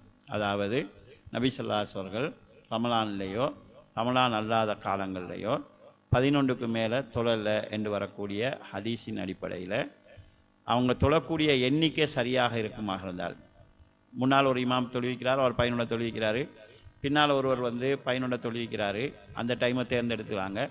ஆரம்பத்தில் தொழுகிற தேர்ந்தெடுக்கிறவங்க அதை தொழுகிறாங்க, பிறகு தொழுகிறவங்க அதை தொழுகிறாங்கன்னு சொல்லிச்சுன்னா பிரச்சனை இல்லை. ஆனால் சில நேரங்களில் இப்படி செய்வாங்க, ஆரம்பத்தில் 4 ரக்காயை தொழுகிட்டு மிச்ச 4 ரக்காயத்தை பின்னால் இரவுல தொழுகிற மாதிரி அந்த 11 உடைப்பாங்க. அது ரசூல் ஸல்லல்லாஹு அவங்க சொன்ன அந்த நடைமுறை இல்லை. ஏன்னா அதுக்கு ஆதாரம் எப்படி எடுக்கிறாங்கன்னா, ரசூல் ஸல்லல்லாஹு அலைஹி வஸல்லம் 4 ரக்காயை தொழுவாங்க, அதுக்கு பிறகு ஓய்வு எடுப்பாங்க, திரும்ப 4 ரக்காயை தொழுவாங்க, அதுக்கு பிறகு கெப் விடுவாங்க, திரும்ப 3 தொழுவாங்க. அந்த கெப்பு மணித்தியால கணக்கு கெப் இல்லை, சின்ன ஒரு ரெஸ்ட் ஒன்று விடுவாங்க. அப்போ அப்படி நாங்கள் ஆரம்பத்தில் இஷா தொழுவதுக்கு பிறகு 4 ரக்காயை தொழுவிட்டு பிறகு தஹஜத்துக்கு 4 ரக்காயை தொழுகிறோன்னு சொல்லி சொன்னால் அது நடைமுறை இல்லை. 2 இமாம் செய்கிறாரு, 2லையும் முன்னால் உள்ளதில் கலந்து கொள்ளக்கூடியவங்க முன்னாலையும் பின்னால் கலந்து கொள்ளக்கூடியவங்க பின்னாலையும் கலந்து கொள்கிறாங்கன்னு சொல்லி சொன்னால் நம்ம அறிஞ்ச வகையில் அதை பிளகான்றதுக்கான வழிமுறை இல்லை. அல்லாஹு அலம். வலைக்கம்.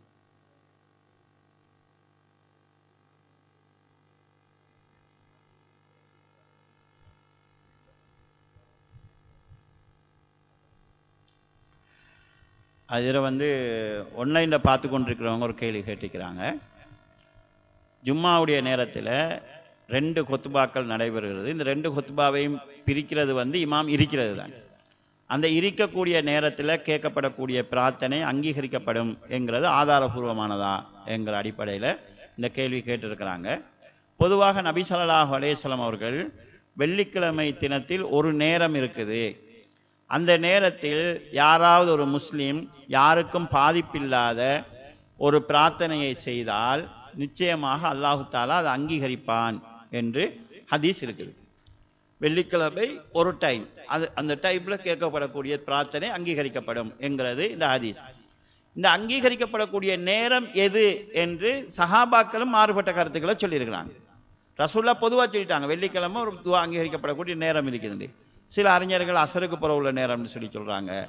அதில் சொல்லப்பட்ட கருத்துக்களோட ஒன்று தான் 2 ஜும்மா, அந்த ஜும்மாவை பிரிக்கிறதுக்காக இமாம் அமரக்கூடிய அந்த நேரம் இருக்குதே, அதுதான் அந்த நேரம்னு சொல்லி.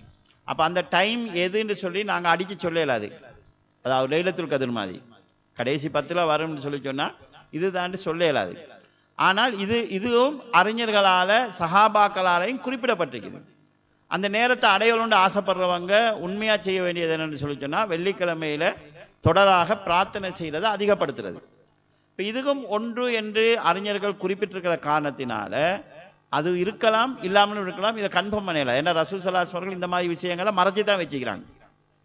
ஏன்னா நீ ஃபுல்லாக ட்ரை பண்ணு, வெள்ளிக்கிழமை ஃபுல்லாக நீ ட்ரை பண்ணு, ரமலான் 10 கடைசியில் ஃபுல்லாக ட்ரை பண்ணு, இந்த நேரம்னு சொன்னால் நீ அந்த நேரம் மட்டும்தான் முயற்சி செய்ய போகிற எங்கள் அடிப்படையில் மறைச்சி வச்சிருக்கப்படுது. அந்த டைமாகவும் இருக்கலாம், இல்லாமலும் இருக்கலாம்.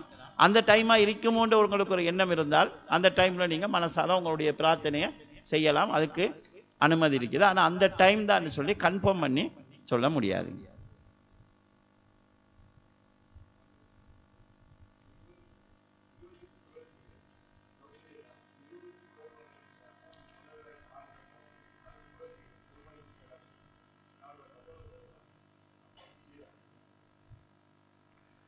அதாவது நாங்கள் அதாவது ரமலான் 20க்கு பிறகு, அதாவது கடைசி 10 பின்னிற இரவு முன்னிற இதில் 4 ரக்காயத்து பின்னிற இதில் 4 ரக்காயத்து மாதிரி பிரித்து செய்கிறாங்க என்கிற தகவலை சகோதரர் சொல்கிறாரு.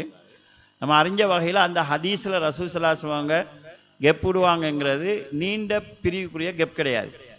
இதில் சில நேரங்களில் முந்தைய இரவில் தொழுதவருக்கு பிந்திய இரவு கிடைக்காம போகவும் மேலும் போனவங்களுக்கு வர முடியாமையும் போகலாம். அப்போ அவங்களுடைய தொழுகை 4 ரக்காயத்தோடு நிற்க போகுது. சில நேரம் அவர் தாமதிச்சிட்டான்னு சொன்னால் வித்திர் இல்லாமல் போகும். வித்திரோட முடிக்கிறது தான் அந்த தொழுகையினுடைய சிறப்பு. இந்த இரவு தொழுகையை ஒத்தைப்படையை ஆக்கிக்கொள்ளுங்க என்கிற அடிப்படையில் செய்தி வந்திருக்குது. சில நேரங்களில் யாராவது அறிஞர்கள் சரி கண்டு அதை செய்கிறாங்களா இல்லையான்றது தெரியல. அல்லாஹ் அலாம். தொடர்ந்து செய்கிறாங்க. வலைக்கும் ஸலாம்.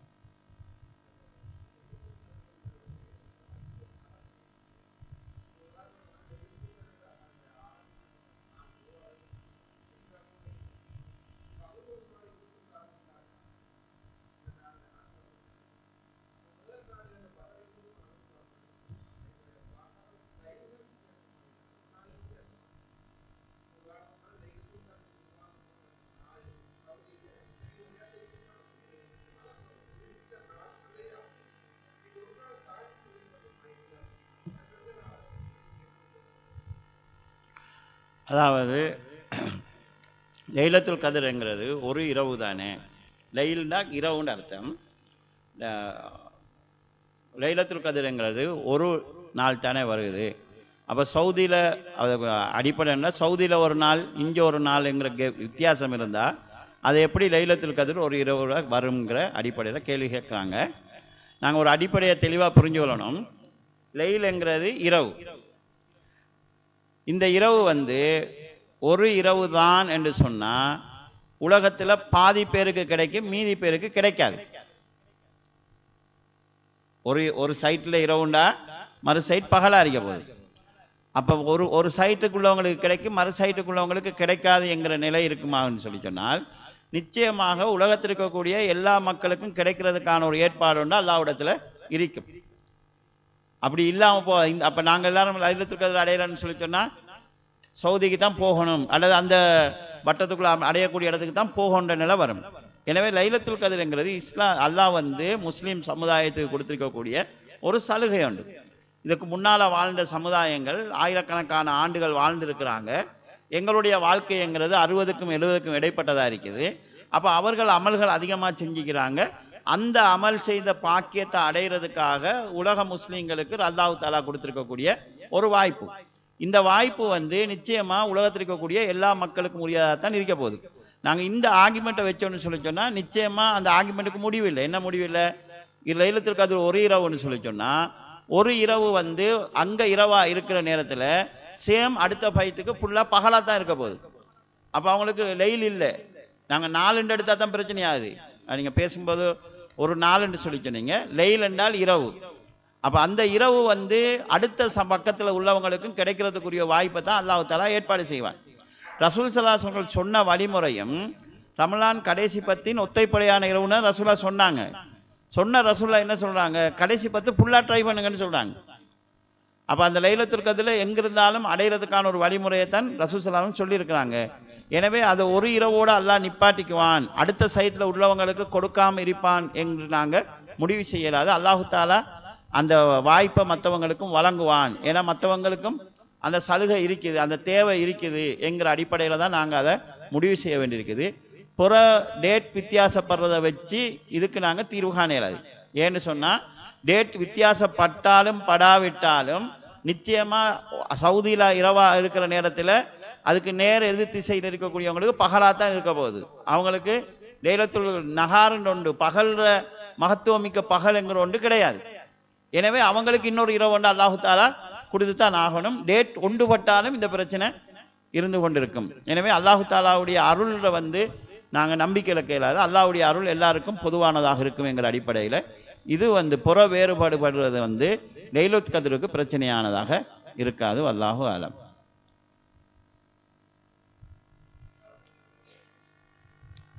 விளங்கலை. சுத்ரா பற்றி கேட்குறாங்க. சுத்ரான்னு சொன்னால் தொழக்கூடிய ஒருவர் தனக்கும் தான் சுஜூது செய்வது இடத்துக்கு சற்று அருகில் ஒரு மறைப்பொண்டு வைக்கிறது. அந்த மறைப்பு வைக்கிறது வந்து ரசூல் ஸல்லல்லாஹு அலைஹி வழமையாக கடைபிடிச்சிருக்கிறாங்க. ரசூல் ஸல்லல்லாஹுடைய காலத்தில் அதாவது முசல்லால தான் வந்து பெருநாள் தொழுவாங்க. பெருநாள் தொழுகைக்கு ரசூல்லா வந்து நிற்கிறதுக்கு முன்னாலேயே ஈட்டி ஒன்றை குழந்தை அந்த தொழுகிற இடத்துக்கு முன்னால குத்தி வைப்பாங்க, ஒரு மறைப்பொண்டு வைப்பாங்க. இந்த மறைப்பு வைக்கிறதுக்கும் வைக்காமிக்கிறதுக்கும் உள்ள வித்தியாசம் என்னன்னு சொல்லி சொன்னா, இந்த மறைப்பு வச்சா அந்த மறைப்பை தாண்டி ஒரு ஆள் போனார்னா ஒரு குற்றவாளி இல்லை. மறைப்பை வச்சு வைக்காம இருக்கும்போது சுஜூத் செய்யற இடத்தை தாண்டும் போதும் கூட அது சங்கடத்துக்குரியது. அது அந்த பிரச்சனை வராமல் இருக்கிறதுக்காக தொழக்கூடிய ஒருவர் தனக்கு முன்னால சுத்ரா வைக்கிறது முக்கிய சுண்ணாக்கள் உண்டு. தொழுகையாளிக்கு குறுக்கால போறது வந்து கடுமையான குற்றமாக இஸ்லாம் சொல்லிக்குது. நபி ஸல்லல்லாஹு அலைஹி வஸல்லம் எந்த அளவுக்கு சொல்றாங்கன்னா, தொழுகையாளிக்கு முன்னால குறுக்கால போறவர் அப்படி போவதால கிடைக்கக்கூடிய பாவத்துடைய பாரதூரத்தை அறிஞ்சால் குறுக்கால போகாம 40 நிற்பது அவருக்கு சிறந்ததா இருக்குன்னு சொல்றாங்க. அறிவிப்பாளர் சொல்றார் 40ன்றார். அந்த அறிவிப்பாளருக்கு ஏற்பட்ட பிரச்சனை என்னண்டா, ரசூல்லா 40 நாள்னு சொன்னாங்களா, 40 மாசம்னு சொன்னாங்களா, 40 வருஷம்னு சொன்னாங்களான்னு அவருக்கு டவுட் ஆயிடுச்சு. அதால டவுட் வந்ததால அவர் என்ன செய்யறாருண்டா, அதை சொல்லாம 40 நாலுண்டே வச்சு, குறைஞ்ச அளவு 4 வச்சு கொண்டாலும் அந்த தொழுகிறவர் 40 நாள் தொழுதாலும் பரவாயில்லை, நான் இங்கேயே நிற்கிறேன், நின்று போவேன்னு நினைப்பாராம். அந்த அளவுக்கு தொழுகையாளிக்கு குறுக்கால போறது பாவம் என்று வருகிறது. இப்ப இதுல வந்து இந்த பள்ளிகளில் நம்ம தொழும்போது ஒன்று சுத்ராவையும் பேணணும், அடுத்தது முடிஞ்ச வரைக்கும் அடுத்தவங்களை போற வார வழிகளை மறைக்கிற மாதிரி தொழக்கூடாது. நான் அடுத்தவனை பாவத்தாளியா நாங்கள் ஆக்கக்கூடாது. இப்போ சில நேரங்களில் சில பள்ளிகளில் இப்போ ஜும்மா தொழுதுட்டு இந்த வாசலை நிற்பாரு, அவருக்கு அவசரமாக போக வேண்டிக்கும், டக்குன்னு எழுப்பி சுண்ணத் தொழ ஆரம்பிச்சிடுவார். இப்போ வாசலால் யாரும் போக இயலாது. அப்போ அந்த மாதிரி அந்த தொழக்கூடிய நேரங்களில் நாங்களும் வந்து குறுக்கால முற்கால போகிறதுக்கு வாரத்துக்கு உள்ள வழிகள் கொஞ்சம் பார்க்கணும். சில இடங்களில் இப்படி மிம்பர் இருக்கும், பெரும்பாலான தொகுதி பள்ளிகளில் மிம்பருக்கு பக்கத்தில் ரூம் இல்லை. பழைய பள்ளிகளில் பெரும்பாலும் ரூம் இருக்கும், ஹஸரத் வந்து ரூமில் இருப்பார், ரூம்ல இருந்து வருவார். இப்படி தான் பள்ளி இருக்கும். இங்கனைக்கும் ஒரு ஆள் தொழிட்டிப்பார், இங்கனைக்கும் ஒரு ஆள் தொழிட்டிப்பார், இங்கனைக்கும் ஒரு ஆள் தொழிட்டிப்பார், இங்கால வந்து கொள்ளவும் இயலாது, அங்கால வந்து கொள்ளவும் இயலாண்டு. அப்போ அந்த மாதிரி நேரங்களில் தொழுகிற ஒரு சுண்ணத்தான தொழ போறாரு. இந்த டைம்ல நான் தொழுதா இமாம் மிம்பருக்கு ஏற தொழுகைக்கு நேர டைமுக்கு முன்னால தொழுக முடியுமா இல்லையா? இப்போ 3 நிமிஷம் தான் ஆகிக்கினா நான் எனக்கு இமாம் ஏறுமலையும் தொழலாமேன்னு தொழுகிட்டு இருந்தோன்னு சொன்னா இமாமுக்கு வந்து ஏறுறதுக்கு டிஸ்டர்ப் ஆகும். அப்போ நம்ம தொழுகிற அந்த நல்லதுதானே செய்யறோம்னு சொல்லிட்டு யோசிக்காம செய்யலாது. நம்ம தொழுகிற போதும் அடுத்தவங்க தவறு செய்யக்கூடிய அளவுக்கான ஒரு சூழ்நிலையில் எங்களை தொழுகை அமைஞ்சிடக்கூடாதுங்கிற விஷயத்துல கவனம் செலுத்தணும். சுத்ரா ஒன்றை வச்சுக்கொள்றது அடுத்தவங்களுடைய அதாவது அடுத்தவங்களை பாவத்தாளியாக ஆக்குறதுக்கு உள்ள ஒரு வழியா இருக்கும். அதே நேரம் எங்களுடைய பார்வையை நாங்க பாதுகாக்கிறதுக்குரிய ஒரு வழியாகவும் இருக்கும். ரசூல் ஸல்லல்லாஹு அலைஹி அவர்கள் வலியுறுத்திய சுண்ணாக்கள் உண்டாக இந்த தொழுகையாளி தனக்கு முன்னால சுத்ரா வைக்கிறத நாங்க பார்க்கிறோம்.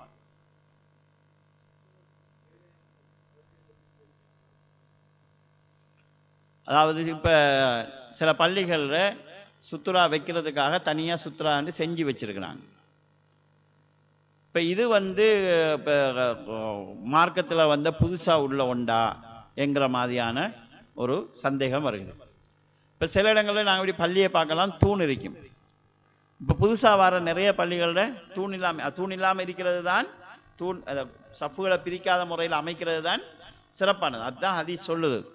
இப்ப நம்ம ஆரம்பத்துல கட்டின பள்ளிகள் இப்ப தூண் உடைச்சிட்டு இருக்கலாது. தூண் இருந்தா தூணை சில நேரம் சுத்ராவை வச்சுக்குவாங்க. சில நேரங்கள்ல முன்னால தொழுகிற ஒரு ஆளை சுத்ரா வச்சுக்கொள்ளலாம். சுத்ரா வைக்க எதுவுமே இல்லைன்னு சொல்லி சொன்னா இப்படி ஒன்று இருந்தால் பிரயோசனமா இருக்குமேங்கிற அடிப்படையில் நிர்வாகங்கள் சில பள்ளிகளில் செஞ்சுக்கிறாங்க. இப்போ இதை வந்து அதாவது சரியா உங்களுக்கு சொல்லணும்னு சொல்லி சொன்னா, மார்க்கத்தில் ஒரு விஷயம் உருவாக்கப்பட்டதா நாங்கள் பார்க்கிறதா, மார்க்கத்தில் உள்ள ஒரு விஷயத்துக்கு சப்போர்ட்டாக இது உருவாக்கப்பட்டுச்சுன்னு பார்க்கிறதா என்று நம்ம பார்க்கணும். இதுக்கு அரபுல சொல்றேன்னா பித்ஆ ஃபித்தீன், மார்க்கத்தில் புதிய ஒன்றை உண்டாக்குறதுங்கிறது. பித்ஆ லித்தீன்னு சொல்லுவாங்க, மார்க்கத்தை செயல்படுத்துறதுக்கு புதிய ஒரு வழிமுறையை நான் கொண்டாடுறோம். உதாரணம் ரசூலோட காலத்தில் மார்க்கத்தை படிக்கிறதுங்கிறது பள்ளியில் ரசூலா சொல்லுவாங்க, சஹாபாக்கள் கேட்பாங்க, அவங்க அடுத்த ஆக்களுக்கு சொல்லுவாங்க. இப்படி தான் இருந்துச்சு. இப்போ நம்ம மദ്രസா சிஸ்டம் ஒன்று அமைச்சிக்கிறோம். இத்தனை வயசு இருக்கணும், இவ்வளோ காலம் படிக்கணும், இத்தனை எக்ஸாம் இது பண்ணணும்னு சொல்லி. இப்போ மார்க்கத்தை இப்போ ரசூலோட காலத்தில் மாதிரி படிங்கன்னு சொல்லி சொன்னால் இந்த சிஸ்டம் எங்களுக்கு ஃபாலோ பண்ண கஷ்டமாகும். அப்போ இன்னைக்கு வந்து மார்க்கத்தில் புதுசாக ஒன்று உண்டாக்கல, மார்க்கத்தில் உள்ள ஒரு விஷயத்தை கடைபிடிக்கிறதுக்கான சிஸ்டம் ஒன்று உருவாக்கப்பட்டிருக்குது. அந்த சிஸ்டம் வந்து அதை நாங்கள் மார்க்கமாக ஆக்காத வரையில் அது பித்அத் ஆகாது. இன்னைக்கு வந்து பள்ளின்னா கட்டாயம் சுத்ரா ஒன்று இருக்கணும், சுத்ரா செய்யாட்டி நிர்வாகத்துக்கு டிஸ்டர்ப் பண்ணுவோம்னு வந்தா நாங்க அதை வந்து கட்டாயப்பட்ட ஒன்றா ஆக்கணும்னு சொல்லி சொன்னா அப்ப அதை மார்க்கமாக ஆக்க போறோம். அப்ப அது பிள்ளையாகும். அப்படி இல்லை, தொழுகிறாக்களுக்கு லேசி சுத்ரா ஒன்று வைக்கிற இந்த சுண்ணாவை பேன்றதுக்கு ஹெல்ப்பா இருக்கும் என்கிற வகையில் ஆக்குறோம்னு சொல்லி சொன்னா அது ஆகுமான. உதாரணமா அதான வந்து சத்தமா சொல்லுங்கன்னு ரசூலா சொல்றாங்க. இன்றைக்கு அதுக்கு சைட் சப்போர்ட்டுக்கு நாங்க வந்து தொண்டைகளியை கத்தாம மைக்க பயன்படுத்திட்டு இருக்கிறோம். அப்ப இது வந்து எங்களுக்கு ஒரு சுண்ணாவை செய்யறதுக்கு சப்போர்ட்டா நாங்க வச்சு கொண்டிருக்கிறது. அப்ப அந்த மாதிரி அது சுத்ரா பயன்படுத்தப்படுமாக இருந்தால் அது அனுமதிக்கப்பட்டது, அங்கீகரிக்கப்பட்டது. அதை நம்ம கண்டிக்கத்தக்க இதுல வந்து நம்ம அதை சேர்க்கலாது.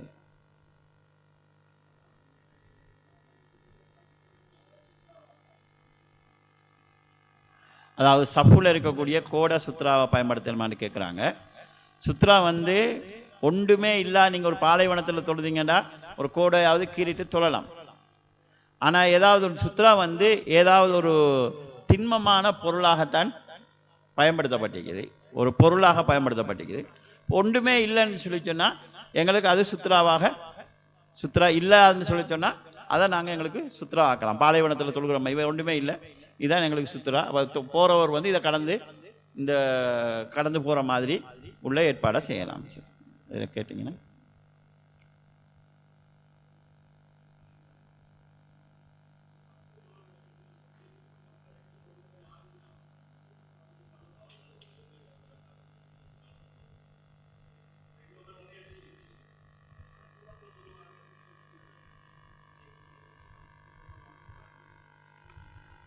அதாவது சப்புகள் நிற்கும் போது சப்பு முன் சப்பு ஃபுல்லா கம்ப்ளீட் ஆகாம அடுத்தடுத்த சப்புல நிற்கிற நில சம்பந்தமாக சகோதரர் கேட்கிறாரு, அவனோட தொழுகை செல்லுமான்னு சொல்லி.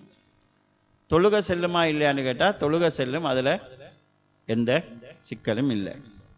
ஆனால் சப்பை பூர்ணப்படுத்துறதுங்கிறது சுண்ணாவுல உள்ளது. சிலர் பள்ளிகளில் சப்புல கடைசி 2 பகுதியும் விட்டுருப்பாங்க. எலும்பி போறவங்க தொழுது முடிஞ்சு போறவங்க உதாரணமா பின் சப்புள்ள ஆக்கள் இருக்கீங்கன்னா தொழுதுட்டு போக இடம் இல்லைன்னா நீங்க அதால போறதுக்கு வாரதுக்குண்டு அதை சப்பா இல்லாம தொழக்கூடிய இடமாக இல்லாம நடக்கிறதுக்குரிய இடமா பார்க்கிருப்பாங்க. அது பிரச்சனை இல்லை.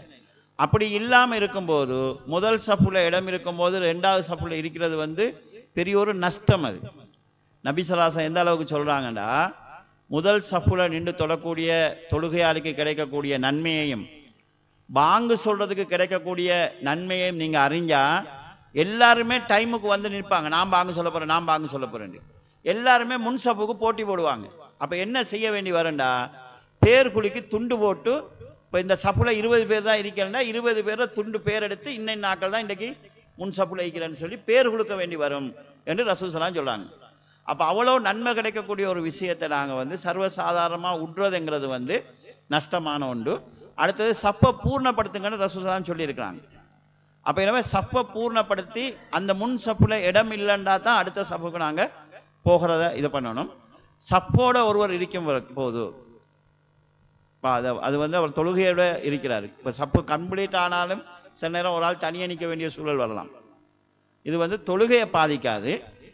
சப்புல வந்து சப்பை பூர்ணப்படுத்துவது வந்து சுண்ணார உள்ளது. அந்த சுண்ணாவில் ஒன்றை நாங்க விட்டதாக பார்க்கப்படும். எனவே நாங்கள் முன் சப்பை கம்ப்ளீட் பண்ணிட்டு அடுத்த சப்பு மூலமாக்குள்ள அடுத்த சப்பு என்று நிலைப்பழங்கணும். சில நேரங்களில் இமாம் ருக்கூல இருக்கிறாரு, வாழ்ந்தோம் நாங்கள் அப்போ அங்கல போகிறதுக்கு இடையில நம்ம சேரலாம்ன்ற சில நிர்பந்தங்கள் இருக்குன்னு சொல்லி சொன்னால் சேர்ந்து அந்த ரக்காயத்தை அடைஞ்சு கொள்ளலாம்ங்கிறதுக்காக செய்கிறான்னு சொல்லி சொன்னால் அவர் இன்னொரு நன்மையை நாடி இருக்கிறார். இதனூடாக இன்னொரு நன்மையை நாடி இருக்கிறாரு என்கிற வகையில் அவர் அவருடைய அந்த குற்றம் வந்து குறைவாக பார்க்கப்படலாம்.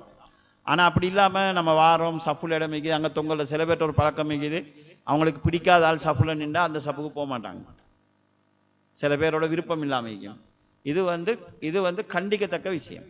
ஏன்னா இஸ்லாத்துல சிறப்பம்சங்களே ஒன்று என்னன்னு சொன்னா, பக்கத்துல நிற்கிறவன் யாருன்னு பார்க்காம வந்து நாங்க வந்து தோளோட தோல் சேர்ந்து காலோட கால்ந்து தொழுகிறதுல இருக்குது. எனவே சில ஆக்களுக்கு பக்கத்து ஆக்களோட பிரச்சனைக்கும் சப்பு வேற ஆள் முன் சப்புல நின்றாலும் இன்னும் 4 பேர் வந்து சேரும் வரைக்கும் நிற்பாங்க. கிட்டையும் இருக்கப்படாது, ஒரு கெப்பண்டுட்டு தான் இருக்கணும்னு சொல்லி அது வந்து நாங்க தொழுகையினுடைய சப்புக்கு கொடுக்கக்கூடிய மரியாதையை கெடுக்கிற மாதிரியான ஒரு செயல்பாடாகும். இந்த இதுகளை நாங்க தவிர்த்து கொள்ள வேண்டும்.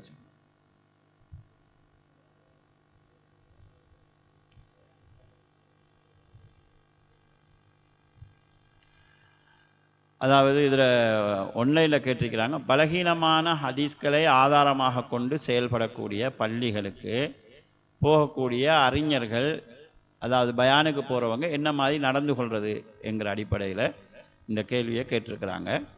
பலகீனமான ஹதீஸ்களை மட்டும்தான் அவங்க ஆதாரமாக கொள்கிறாங்களா, சஹீஹான ஹதீஸ்களை ஏற்றுக்கொள்ள மாட்டாங்களா, சஹீஹான ஹதீஸ்களை புறக்கணிக்கக்கூடிய மாதிரி நிலை இருக்குதான்னு சொல்லி சொன்னால் அங்கே போகக்கூடாதுங்கிறது இல்லை, எந்த பள்ளிக்கும் போக வேணான்னு சொல்லலாது. அவங்களுக்கு நாங்கள் அந்தந்த விஷயங்களை தெளிவுபடுத்தணும். தெளிவுபடுத்தும் போது அவங்க பின்பற்றக்கூடிய அந்த பலகீனமான செயல்பாட்டின் பாரதூரம் என்ன, அதனுடைய குற்றத்தின் அளவு என்ன, அது ஒரு மக்ரூஹ் என்கிற நிலையில் இருக்குதா அல்லது ஹராம் என்கிற நிலையில் இருக்குதா, இந்த நிலவரங்களை கவனத்தில் கொண்டு அந்த பாவத்தின் பாரதூரத்துக்கு ஏற்ப அவற்றை நாங்கள் எதை முற்படுத்துறதுங்கிறத பார்த்து நாங்கள் அவங்களுக்கு தெளிவுபடுத்தணும். மக்களுக்கு தெளிவுபடுத்தாமலே இருந்து அங்கே யாருமே போகாமல் இருந்தாங்கன்னு சொல்லி சொன்னால் அந்த மக்களுக்கும் சரியான வழிமுறை தெரியறதுக்கான வழி இல்லாமல் போயிடும். எனவே இந்த பள்ளியில் குறைபாடிக்குது, அந்த பள்ளிக்கு நான் போக மாட்டேன், இப்படி இந்த புறக்கணிப்பு முறை சரியான செய்தி மக்களுக்கு போய் சேர்றதுக்கான வழியாக இருக்காது. எனவே அந்த மாதிரி இடத்துக்கு போய்த்து அவனுடைய பாவத்தினுடைய பாரதூரத்துக்கு ஏற்ப நாங்கள் அவங்களுக்கு அதை தெளிவுபடுத்துகிற கடமை நமக்கு இருக்குது.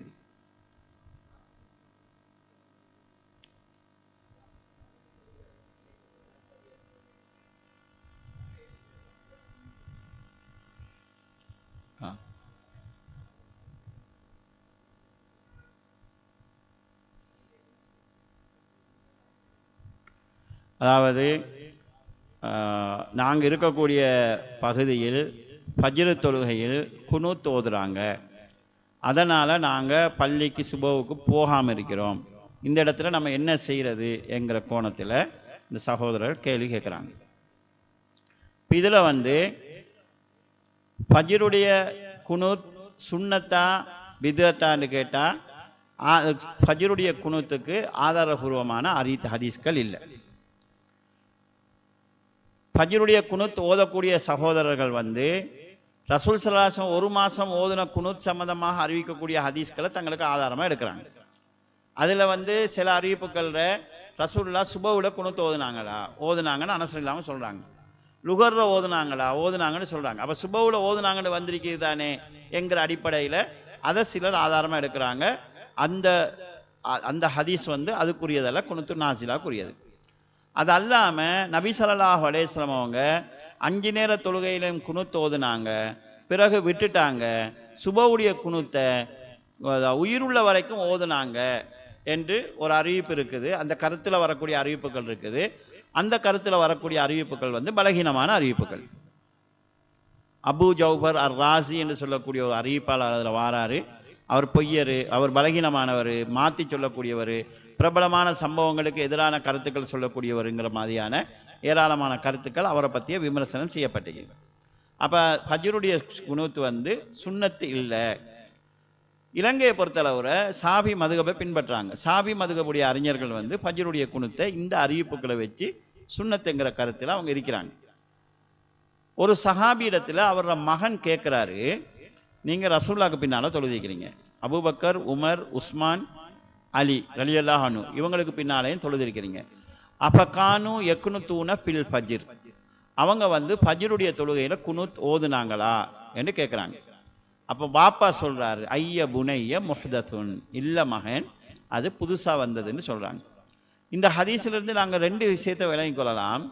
ஃபஜ்ருக்கு குனூத் ஓதுற இந்த வழிமுறை நீண்ட காலமாக இருந்து வந்திருக்குது, ஆனால் சுன்னாவுல இல்லை என்கிற 2 தகவலை நம்ம எடுத்துக்கொள்ளலாம். இப்போ கேள்வி என்னென்னு சொன்னால், நாங்கள் இருக்கக்கூடிய பகுதியில் இருக்கக்கூடிய பள்ளியில் ஃபஜ்ருக்கு குனூத் ஓதுறாங்க, நாங்கள் பள்ளிக்கு போகிறதில்ல, நம்ம ஃபஜ்ருக்கு போனால் அவங்களுக்கு பின்னால் தொழணுங்கிறதுனாலே போகிறதில்ல, அப்போ இதில் நாங்கள் என்ன செய்கிறது என்கிற கேள்வி. இதில் நாங்கள் பார்க்க வேண்டியன்னு சொன்னால், ஒரு இமாம் பிதுஅத் செய்தாருண்டா அவருக்கு பின்னால் இருந்து நம்ம தொழலாமா தொழக்கூடாதா என்கிறத நாம் பார்க்கணும்.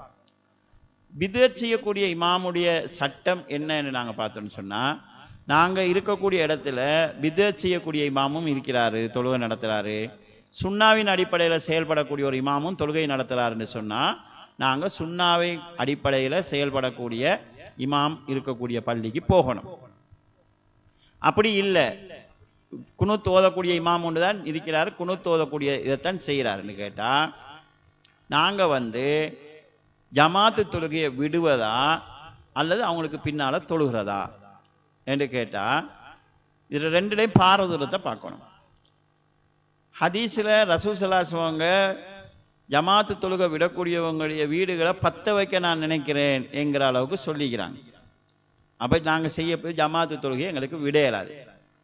தொழுகிற இமாம் வெளிப்படையாக அல்லாஹ்வுக்கு இணை வைக்கிறவராக இருந்தால் அவருக்கு பின்னால் தொழையலாது.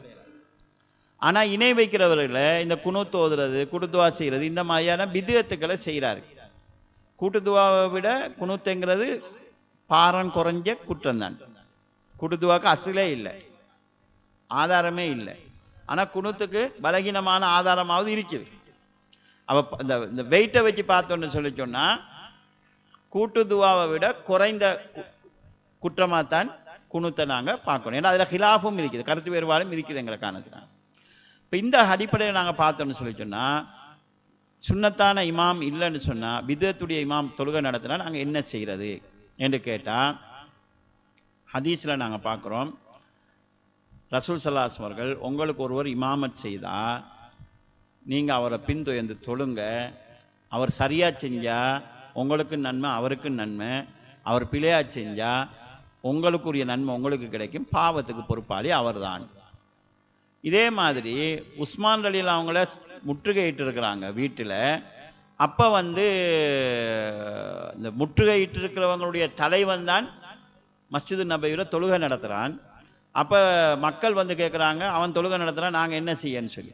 ஏன்னா தொழுகை நடத்த வேண்டிய உஸ்மான் ரலியல்லாஹு உள்ளே இருக்காங்க. அப்போ உஸ்மான் ரலியல்லாஹு சொல்கிறாங்க, அவரோட சேர்ந்து தொழுங்க, மனிதன் செய்யக்கூடிய செயல்களிலே சிறந்தது தொழுகை தான், அவரோட சேர்ந்து தொழுங்க, அவன் ஃபித்னா விட்டு நீங்கள் ஒதுங்கி கொள்ளுங்க என்று சொல்லி சொல்கிறாங்க. ஹசன் ரலியல்லாஹு அன்ஹு அல்லது ஹசனுல் பஸ்ரி ரலியல்லாஹு ரஹ்மமுல்லா, ரெண்டு பேரில் ஒருவர், அவங்கள்ட்ட கேட்ட நேரத்தில் சொல்கிறாங்க, நீங்கள் தொழுங்க, அவன்ட பிதத் அவனோடு இருக்கும் என்று. இந்த 4 செய்தியும் சஹீஹுல் புகாரியில் பதிவாகி இருக்குது. இதை இமாம் புகாரி ரஹ்மமுல்லா அவங்க இமாமத்துல் முஃப்சித் வல் முபுத்ததி, பிதத் செய்யக்கூடிய, பசாது செய்யக்கூடிய இமாமுக்கு பின்னால் தொழுதல் என்கிற பாடத்தில் போட்டிருக்கிறாங்க.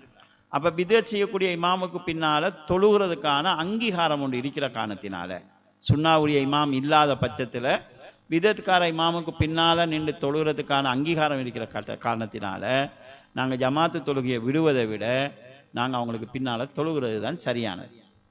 சரி, அப்படி தொழுதா நாங்கள் இமாமை பின்பற்றுதல் என்கிற அடிப்படையில் குனூத்துக்கு கையேந்துறதா அல்லது தொழுகையில் இல்லாததை செய்கிறார் என்கிற அடிப்படையில் நாங்கள் கையேந்தாமல் இருக்கிறதா என்று கேட்டால், அவர் தொழுகையில் அசில்ற இல்லாத ஒன்றை செய்கிற காரணத்தினால அந்த குனூத்தில் நாங்கள் கையேந்தாமல் இமாம முந்தியும் போக முடியாதுங்கிற காரணத்தினால ஈர்த்திதாலுடைய நிலையிலேயே நாங்கள் நின்று அவரோட தொழுகையை பூர்ணப்படுத்தலாம். அதே நேரத்தில் எங்களுக்கு வேறு பள்ளி இருக்குது, குனூத் ஓதாத பள்ளி இருக்குன்னு சொன்னால் நாங்கள் அந்த பள்ளியை நோக்கி போகலாம். ஜமாத்தை விடுவதை விட அவங்களுக்கு பின்னால் நின்று தொழுகிறது தான் உண்மைக்கு நெருக்கமானது. ஒரு கட்டம் வரும், அப்படியே எங்களுக்கு அந்த தொழுகை சுபஹ் தொழுகையுடைய டைம் மாறுறதுக்கும் அதனுடைய பொடுபோக்கு தன்மை ஏற்படுறதுக்கும் அல்லது இவங்க சுபஹ் தொழாதவங்க என்கிற மாதிரியான ஒரு பேரை நாங்கள் உருவாக்கி கொள்றதுக்கும் அது காரணமாக அமைஞ்சிடலாம்.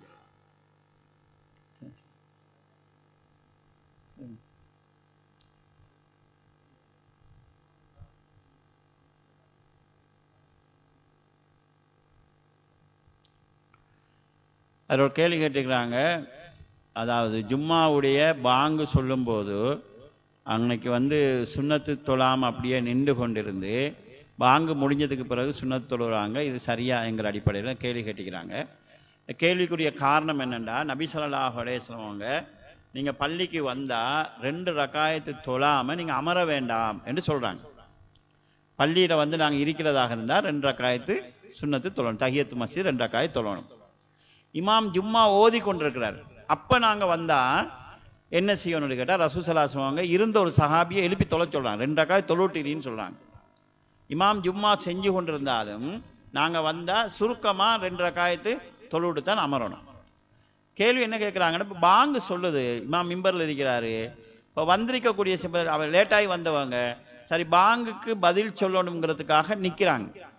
நின்று பாங்குக்கு பதில் சொல்லிட்டு அதுக்கு பிறகு சுன்னத்து தொழுதுட்டு நாங்கள் கொத்துபாவில் சேர்ந்து கொள்வோம்ங்கிறது அவங்களுடைய எதிர்பார்ப்பாகிறது. இது சரியான்னு கேட்டால் அவங்க செய்கிறது ஒன்று சரி. என்னது? வந்தால் அமரக்கூடாது, தொழுதுட்டு தான் அமரணும், அதுக்கு தான் நிற்கிறாங்க. பாங்கு சொல்லும்போது பாங்குக்கு பதில் சொல்ற ஒரு கடமை இருக்குது, அதை செய்யணுங்கிறதுக்கு தான் இப்போ தொழாமைக்கிறாங்க. ஆனால் சரியான முடிவு எதுவாக இருக்குன்னு சொன்னால், ஹதீஸில் நாங்கள் பார்க்குறோம், மலக்குகள் வாசலில் நின்று பள்ளிக்கு வாரவங்களை பதிஞ்சிட்டு இருப்பாங்க. இமாம் மிம்பரில் ஏறி கொத்துபாவது ஆரம்பிச்சிட்டாங்கன்னா பதிவெல்லாம் விட்டு போட்டு அவங்க வந்து ஜும்மாவை கேட்க ஆரம்பிச்சிருவாங்க. இப்போ மலக்குகளும் வந்து ஜும்மாவை கேட்கறதுக்கு முன்னுரிமை கொடுத்துருக்கிற காரணத்தினால அவங்க தக்பீரை கட்டிட்டாங்கன்னா பாங்குக்கு பதில் சொல்கிற கடமை இல்லை, தொழுகிறாளுக்கு தொழுகையில் உள்ள கடமை தான் இருக்குது. எனவே அவங்க வந்தால் ஜும்மாவில் சேரணும். எனவே விரைவாக சுருக்கமாக 2 ரக்காத் சுன்னத்து தொழுதுட்டு ஜும்மாவில் சேர்றது தான் நல்லது. ஆனால் அவங்க குற்றம் செய்கிறாங்கன்னு சொல்ல இயலாது. ஏன்னா பாங்குக்கு பதில் சொல்லணுங்கிற ஒரு நன்மையை செய்கிறதுக்காகத்தானே அவங்க நிற்கிறாங்க. இதை எதை முற்படுத்துறதுன்னு கேட்டால், அந்த ஜும்மாவில் எங்களுக்கு உள்ள பெரிய அமல் என்னன்னு கேட்டால் கொத்துபாவை கேட்கறது. இதா நூதி அனி சலாத்தி மியோமில் ஜும்ஆ பஸ்ஸவ் இலா திக்ரில்லா. நீங்கள் வெள்ளிக்கிழமை தினத்தில் பாங்கு சொல்லப்பட்டு விட்டால் நீங்கள் அல்லாவின் திக்ரின் பால் விரையுங்கள் என்று அல்லாஹ் தஆலா சொல்றான்.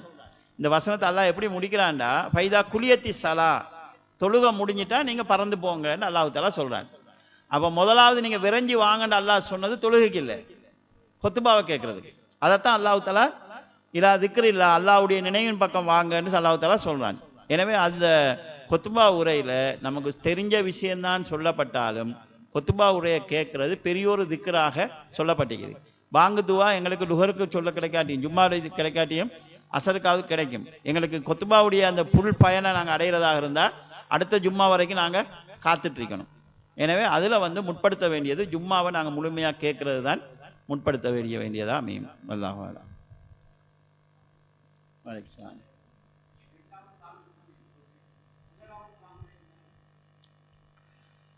அதாவது இந்த இமாம் மிம்பரில் ஏறினதுக்கு பிறகுள்ள இதைத்தான் நீங்கள் சொல்கிறீங்க. முதலாவது பாங்காக இருந்தால் என்ன என்று சொல்லி அடிப்படையில் கேட்குறாங்க. ரசூல் ஸல்லல்லாஹு அலைஹி வஸல்லம் காலத்தில் ஜும்மாவுக்கு ஒரு அதான் தான் சொல்லப்பட்டுச்சு. அது ரசூல் ஸல்லல்லாஹு அலைஹி வஸல்லம் மிம்பருக்கு வந்து ஏறியதுக்கு பிறகு சொல்லுவாங்க. உமர் அல்லாஹ்வுடைய ஆட்சி காலத்திலே, அபூபக்கர் அல்லாஹ்வுடைய ஆட்சி காலத்திலையும், உமர் அல்லாஹ்வுடைய ஆட்சி காலத்திலையும், உஸ்மான் அல்லாஹ்வுடைய ஆட்சியினுடைய ஆரம்பத்திலையும் இந்த ஒரு அதான் மட்டும்தான் ஜும்மாவுக்கு சொல்லப்பட்டுச்சு.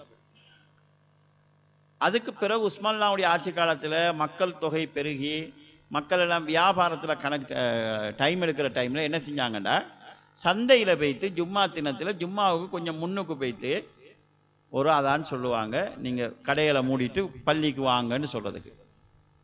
இதுக்கு அவங்க எடுத்த ஆதாரம் என்னன்னு கேட்டால், பாங்குங்கிறது தொலைவாரத்துக்கு மட்டும் இல்லை, டைமை சொல்கிறதுக்கும் பயன்படுத்தப்பட்டிருக்குது. குறிப்பாக ரமலான் காலத்தில் சுபவுக்கு 2 பாங்கு சொல்லுவோம். நாங்கள் முதல் சஹர் பாங்கு சொல்லுவோம். அப்போ அதுக்கு அதில் நாங்கள் ஐயலா சலா ஐயலா ஃபலாலாம் சொல்கிறதான் பள்ளிக்கு வாங்கங்கிறதுக்காக இல்லை, ஆக்களை எழுப்புறதுக்கு. அப்போ டைமை நினைவூட்டுறதுக்கு ரசூலுல்லாஹ் பாங்கு சொல்கிற ஒரு வழிமுறையை செஞ்சுருக்கிறாங்கிறதுனால உஸ்மான் அல்லாஹ் அவங்க பள்ளி இருக்கிற இந்த அதாவது சந்தையில் வச்சு ஒரு அதான் சொல்லுவாங்க. அந்த நடைமுறை அலி அல்லாஹ்வுடைய ஆட்சி காலங்களில் விடுபட்டு பிறகு முஆவியா அல்லாஹ்வுடைய ஆட்சி காலத்தில் ரிப்பீட் வந்து இன்றைக்கு வரைக்கும் நடைமுறையில் இருக்குது.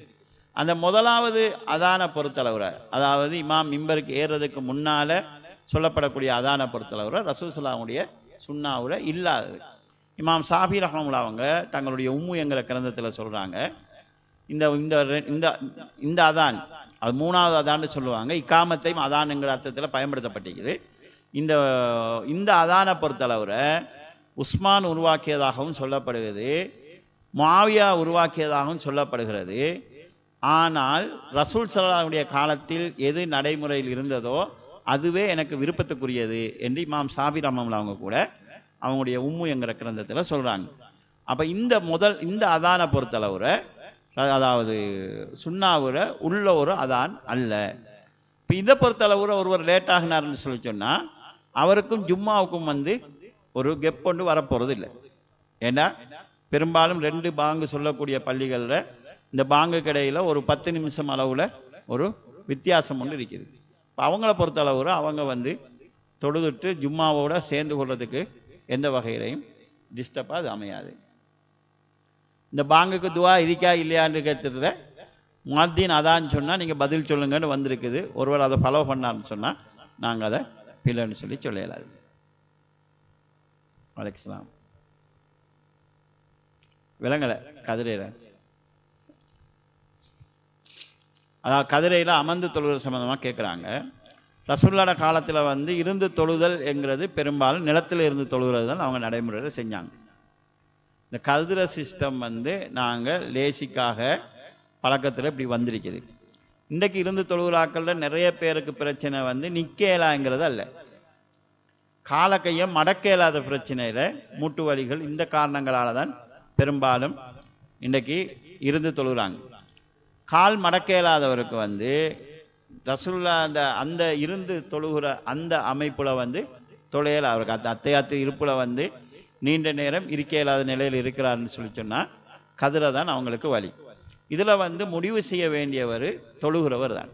அவருக்கு எது ஏழுமோ அதை அவர் செய்யணும். நம்ம வந்து உங்களுக்கு நீங்கள் பஸ்ஸில் நின்று போகிறீங்க, நின்று தொழில்தானு கேட்கலாது.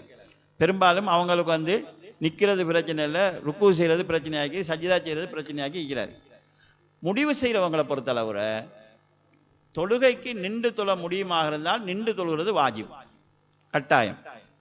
சுன்னத்து தொழுகைக்கு பிரச்சனை இல்லை. ரசூல் ஸல்லல்லாஹு அலைஹி வஸல்லம் சுன்னத்து தொழுகை ஏழுமாக இருந்தாலும் இருந்து தொழ அனுமதிக்குது. எங்களுக்கு நிற்க ஏழுமாக இருந்தாலும் சுன்னத்து தொழுகையை இருந்து தொழலாம். பர்லு தொழுகையை பொறுத்தளவுற நிற்க ஏலாட்டித்தான் இருந்து தொழுகிறேங்கிறது. எனவே தொழுகிறவங்க முடிவு செய்யணும், எனக்கு கதிரை இருந்து தொழுகிறதா, கீழே இருந்து தொழுகிறதா, அல்லது நாங்கள் நின்று இந்த இருந்து தொழுகிறத தவிர்க்கிறதாங்கிறத அவருடைய சக்திக்கும் அவருடைய ஏழ்மைக்கும் ஏற்ப. ரசூலுல்லாஹ் உன்னால் முடிஞ்சா நின்று தொழு, இல்லைன்னா இருந்து தொழு, இருக்கவும் முடியாதுன்னு சொன்னால் நீ படுத்து கொண்டுதாவது தொழுன்னு சொல்லி சொல்கிறாங்க. அதை அவர் தான் முடிவு செய்யணும் ஏழுமாங்கிறது. இப்போ கால் மடக்க இயலாத பிரச்சனைங்கிறதுனால இந்த கதிரை வந்தது. ஆனால் கதிரை வந்து இப்போ அதிகரித்து போகுது. இப்போ லேசாக ஏலாட்டியும் செய்கிறாங்க. அது அவங்களுடைய தக்குவாக்கு இப்போ முடிவு செய்து கொள்வது நல்லது.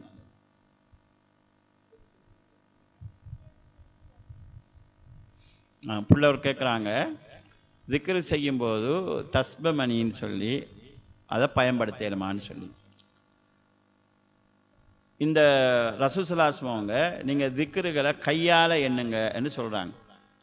அந்த கை விரல்களும் நாளை மறுமையில் உங்களுக்காக சாட்சி சொல்லும்னு சொல்லி. இந்த அடிப்படையில் திக்ருகளை எண்ணி செய்ய வேண்டிய திக்ருகளை கையால் எண்ணி செய்கிறது தான் சுன்னத்து. இந்த தஸ்பமணிங்கிறது இது வந்து இந்துக்கள்கிட்டையும் இருக்குது, அதாவது கிறிஸ்தவர்கள்ட்டையும் இருக்குது. இது அல்லாமல் வேற இப்போ நவீன மெஷின்லாம் வச்சுக்கிறாங்க. இந்த காகோர சாமான் இறக்கும்போது இறக்குறதுக்கு மெஷின்கள், இதுகளை யூஸ் பண்ணுறாங்க. ரசூல் ஸல்லல்லாஹு அலைஹி வஸல்லம் எண்ணிக்கை சொன்ன திக்ருகளை நம்ம எண்ணி சொல்லணும். எண்ணிக்கை இல்லாமல் வந்த விஷயங்களை பொறுத்தளவுற இத்தனை தாண்டு நாங்கள் எண்ணணுன்ற அவசியம் இல்லை. திக்ரன் கசீரா, நீங்கள் அதிகமாக திக்ரு செய்யுங்கன்னு வருது. அதிகம் என்கிறதுக்கு எண்ணிக்கை இல்லை. எனவே நாங்கள் எண்ணிக்கை சொல்லப்பட்டது. உதாரணமாக சுப்ஹானல்லாஹில் அலீம், சுப்ஹானல்லாஹி வபிஹம்தி, சுப்ஹானல்லாஹி அலீம். யார் ஒரு நாளைக்கு 100 தரம் சொல்கிறாரோ அவருடைய பாவங்கள் கடல் நுரை அளவு இருந்தாலும் மன்னிக்கப்படும். அப்படி வந்துச்சுன்னு சொன்னால் நம்ம எண்ணி சொல்லணும். அது அல்லாத எல்லா திக்ரையும் நாங்கள் எண்ணித்தான் சொல்லணுங்கிற அவசியம் இல்லை. நாங்கள் சொல்கிற திக்ரு அல்லாஹ்வுடைய எண்ணிக்கையில் இருக்கும். தஸ்மமணி பயன்படுத்துறது வந்து ரசூல் ஸல்லல்லாஹு அலைஹி வஸல்லம் கையால் எண்ணுங்கன்னு சொன்னதுக்கு மாற்றமாக இருக்கிற ஒரு காரணம் இருக்குது. ரெண்டாவது வந்து இது பிற மத கலாச்சாரத்திலிருந்து வந்ததை ஃபாலோ பண்ணுறங்கிற ஒரு பிரச்சனை இருக்குது. மூணாவது வந்து திக்ரில் சிறப்பு வந்து நாங்கள் திக்ர் செய்கிறோங்கிறத அல்லாஹ் இந்த காட்டாமல் செய்கிறது வந்து கிடைக்கக்கூடிய ஒரு வாய்ப்பு. இதனூடாக நம்ம திக்ர் செய்கிறோம் என்று காட்டிக்கொள்றதுக்கான ஒரு சூழல் இருக்குது, அதை நம்ம தவிர்க்கலாம். நாலாவது வந்து சில நேரங்கள் அந்த திக்ர் செஞ்சு பழக்கப்பட்டவங்க சும்மா இருக்கும்போதும் அப்படியே உருட்டிட்டு தான் இருக்கிறாங்க. திக்ர் கதைச்சிட்டு இருந்தாலும் அப்படியே எண்ணிட்டு இருக்கிறாங்க. அப்போ இதில் வந்து ஒரு போலித்தன்மை உண்டு, அதில் வார மாதிரியான ஒரு தன்மை இருக்குது. இது போன்ற காரணங்களால் தஸ்பமணியை தவிர்த்து நாங்கள் கைகளால் எண்ணி திக்ர் செய்கிறது தான் சுன்னாவுக்கு ஏற்றமானது.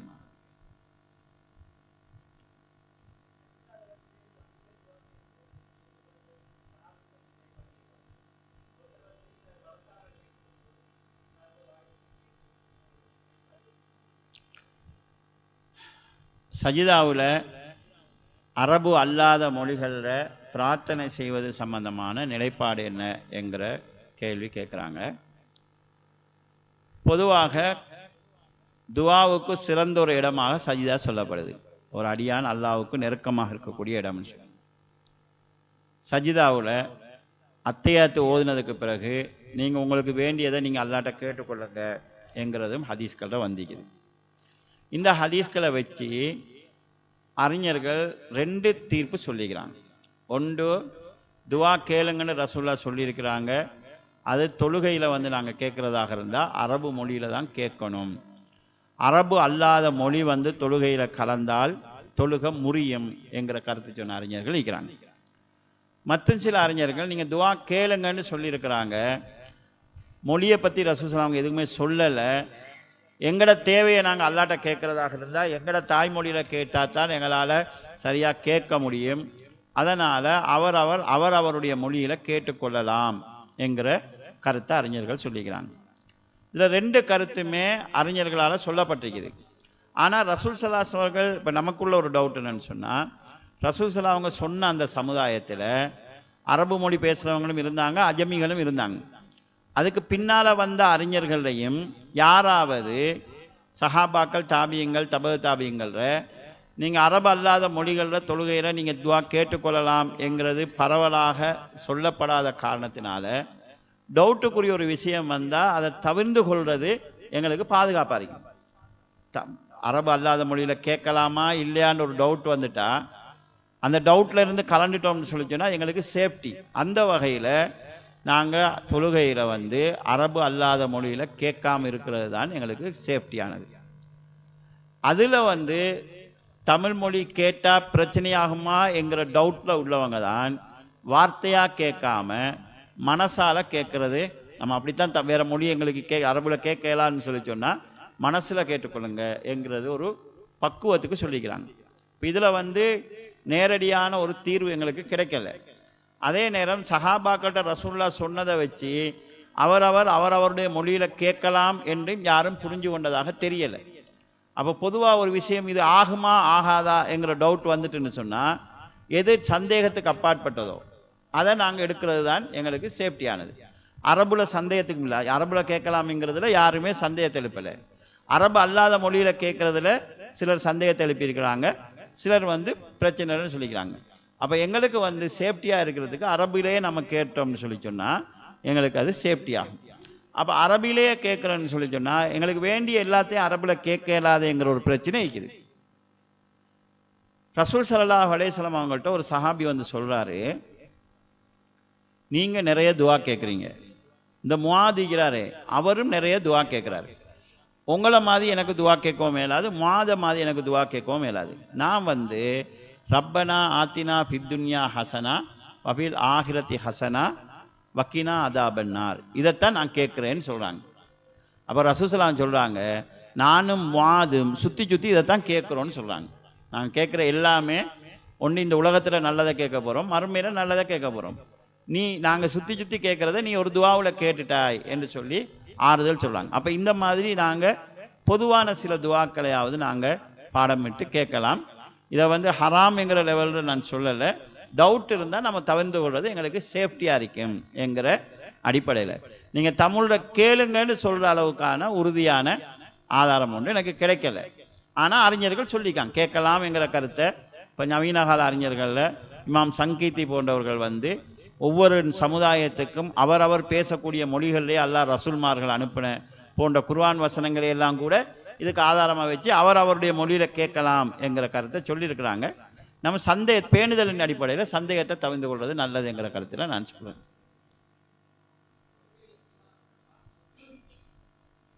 தொழுகையில் குர்ஆனை பார்த்து ஓதுறதை பொறுத்தளவில் அதுக்கு அனுமதி இருக்குது.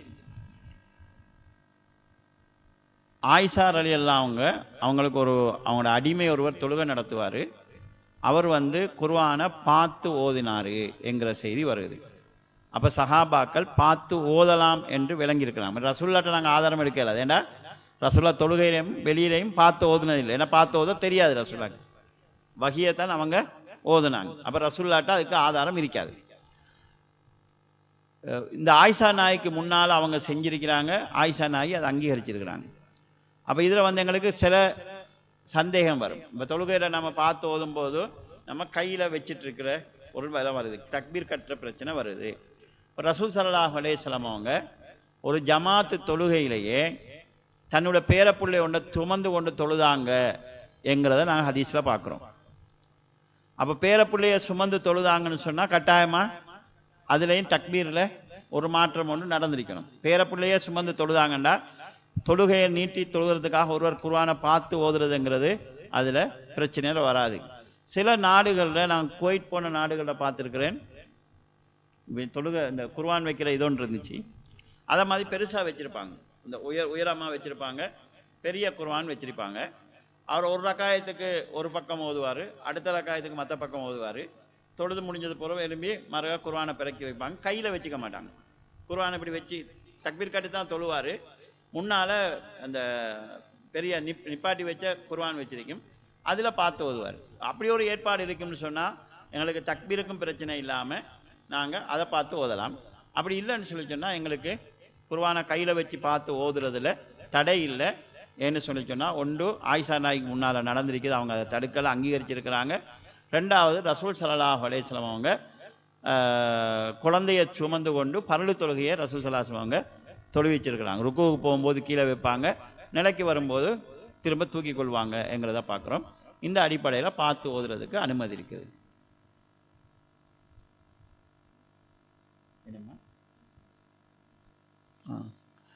பிள்ளை என்ன கேட்குறாங்கடா, குர்ஆனை ஓதும்போது மௌனமாக ஓதலுமான்னு சொல்லி கேட்குறாங்க.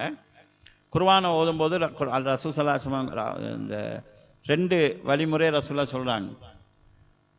அபூபக்கர் ரலியல்லாஹு குர்ஆனை ரொம்ப மெதுவாக ஓதுவாங்க, உமர் ரலியல்லாஹு நல்ல சத்தமாக ஓதுவாங்க. ரசூல் ஸல்லல்லாஹு அலைஹி வஸல்லம் அபூபக்கர் ரலியல்லாஹு சொல்கிறாங்க கொஞ்சம் சத்தத்தை கூட்டுங்கண்டு, உமர் ரலியல்லாஹு சொல்கிறாங்க சத்தத்தை கொஞ்சம் குறைங்கன்னு சொல்லி. நடுநிலையான அளவுற ஓதுறது தான் நல்லது. குர்ஆனை சத்தமாக ஓதுறவர் பகிரங்கமாக தர்மம் செய்பவரை போல என்கிற கருத்தில் நாங்கள் ஹதீஸை பார்க்குறோம். பகிரங்கமாக தர்மம் செய்கிறவர் போலன்னு சொன்னால் அர்த்தம் என்னன்னு சொன்னால், நீங்கள் சத்தமிட்டு ஓதக்குள்ள கேட்குறவருக்கும் நன்மை கிடைக்குது. அந்த நன்மையை அவருக்கு கிடைக்கிறதுக்கான ஒரு வழியை நீங்கள் உண்டாக்கியிருக்கிறீங்க. சில நேரம் கேட்குறவருக்கு ஓத தூண்டலாம். இப்போ கேட்குறவருக்கு பாடமான ஒரு வசனம் வரக்குள்ள அவரும் உங்களோட சேர்ந்து ரிப்பீட் பண்ணலாம். இப்படி சில நலவுகள் இருக்குது. ஆனால் சில சந்தர்ப்பங்களில் குர்ஆனை சத்தமிட்டு ஓதுறதை நாங்கள் தவிர்க்கணும். எங்களுக்கு கிட்டத்தில் யாராவது தொழுது கொண்டிருந்தாங்கண்டா அவங்களோட தொழுகையில் குழப்பம் உண்டாகும்னு சொன்னால் நாங்கள் அந்த குர்ஆனை சத்தமிட்டு ஓதுறதை தவிர்க்கணும். ஒருவர் உறங்கி கொண்டிருக்கிறாருன்னா அவருக்கு பக்கத்தில் இருந்து சத்தமிட்டு ஓதுறதை, ஏன்னா அது அவங்களுக்கு டிஸ்டர்ப் அமையும். ரசூல் ஸல்லல்லாஹு அலைஹி வஸல்லம் அவங்க வீட்டுக்கு வரும்போது சலாம் சொல்லுவாங்க. எப்படின்னு கேட்டால், தன் சலாம் முழிச்சு கொண்டிருக்கிறவங்களுக்கு காதுக்கு கேட்கக்கூடிய விதத்திலும் தூங்கி கொண்டிருக்கிறவங்களை எழுப்பாத அளவுக்கும் சவுண்ட் வச்சுக்குவாங்க. அப்போ நாங்கள் தூக்கம் ஒரு உமா பாப்பா தூங்கிட்டு இருக்கிறாங்க, நாங்கள் கிட்ட நின்று சத்தமிட்டு ஓதி கொண்டிருக்கோம், குர்ஆன் தானே ஓதுறோண்டு, அப்போ அது அவங்களுக்கு டிஸ்டர்ப் அமையும். அப்படி இல்லாமல் மற்ற சந்தர்ப்பங்களை பொறுத்தளவுல நாங்கள் வெறுமனே மனசுக்குள்ளே முணுமுணுக்கிற மாதிரி இல்லாமல் வார்த்தைகள் வெளியே வருகிற அளவுக்கு ஓதுவது தான் சிறந்தது.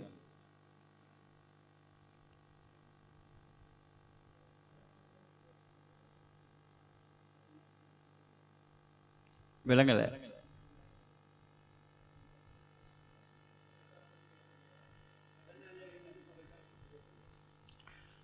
அதாவது கடனாளி சதக்கா கொடுக்கறது சரியான்னு சொல்லி கேட்குறாங்க. கடனாளியினுடைய முதல் கடமை கடனை அடைக்கிறது.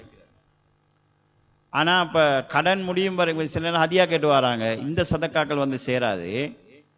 கடனாளி பெரிய தர்மங்கள் வந்து செய்ய போறாருன்னு சொல்லி சொன்னால் அவருக்கு அதை விட அவரோட கடமை என்னன்னு சொல்லி சொன்னால் கடனை அடைக்கிறது தான். ஏன்னா கடன் அடைக்கிறது வந்து கட்டாய கடமையில் உள்ளது. நம்ம மௌத்தா போனால் எங்களோட பிள்ளைகளாவது செய்ய வேண்டியது. சதக்கா வந்து உபரியானது. இது செஞ்சால் நன்மை, செய்யாட்டி குற்றம் இல்லை. ஆனால் கடன் வந்து அல்லாஹ் ரசூலுல்லாஹ் எப்படி யுகபருல் லிஸ்ஸகீர் குல்லதன் இல்லத்தைன், அல்லாஹ்வுடைய பாதையில் உயிர் தியாகம் செய்கிறவருடைய எல்லா பாவங்களும் மன்னிக்கப்படும் கடனை தவறுனாங்க. அப்போ கடன் வந்து பாவத்தில் அடங்குது குறுக்காட்டி. எனவே நம்ம முன்படுத்த வேண்டியது கடனை தான்.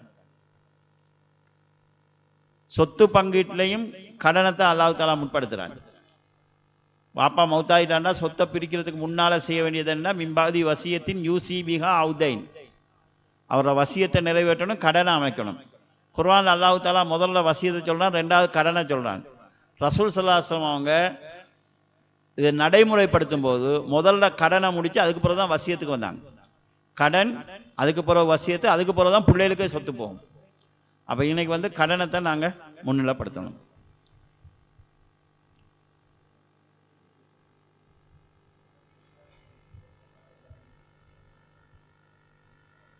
விலங்கல் அரபி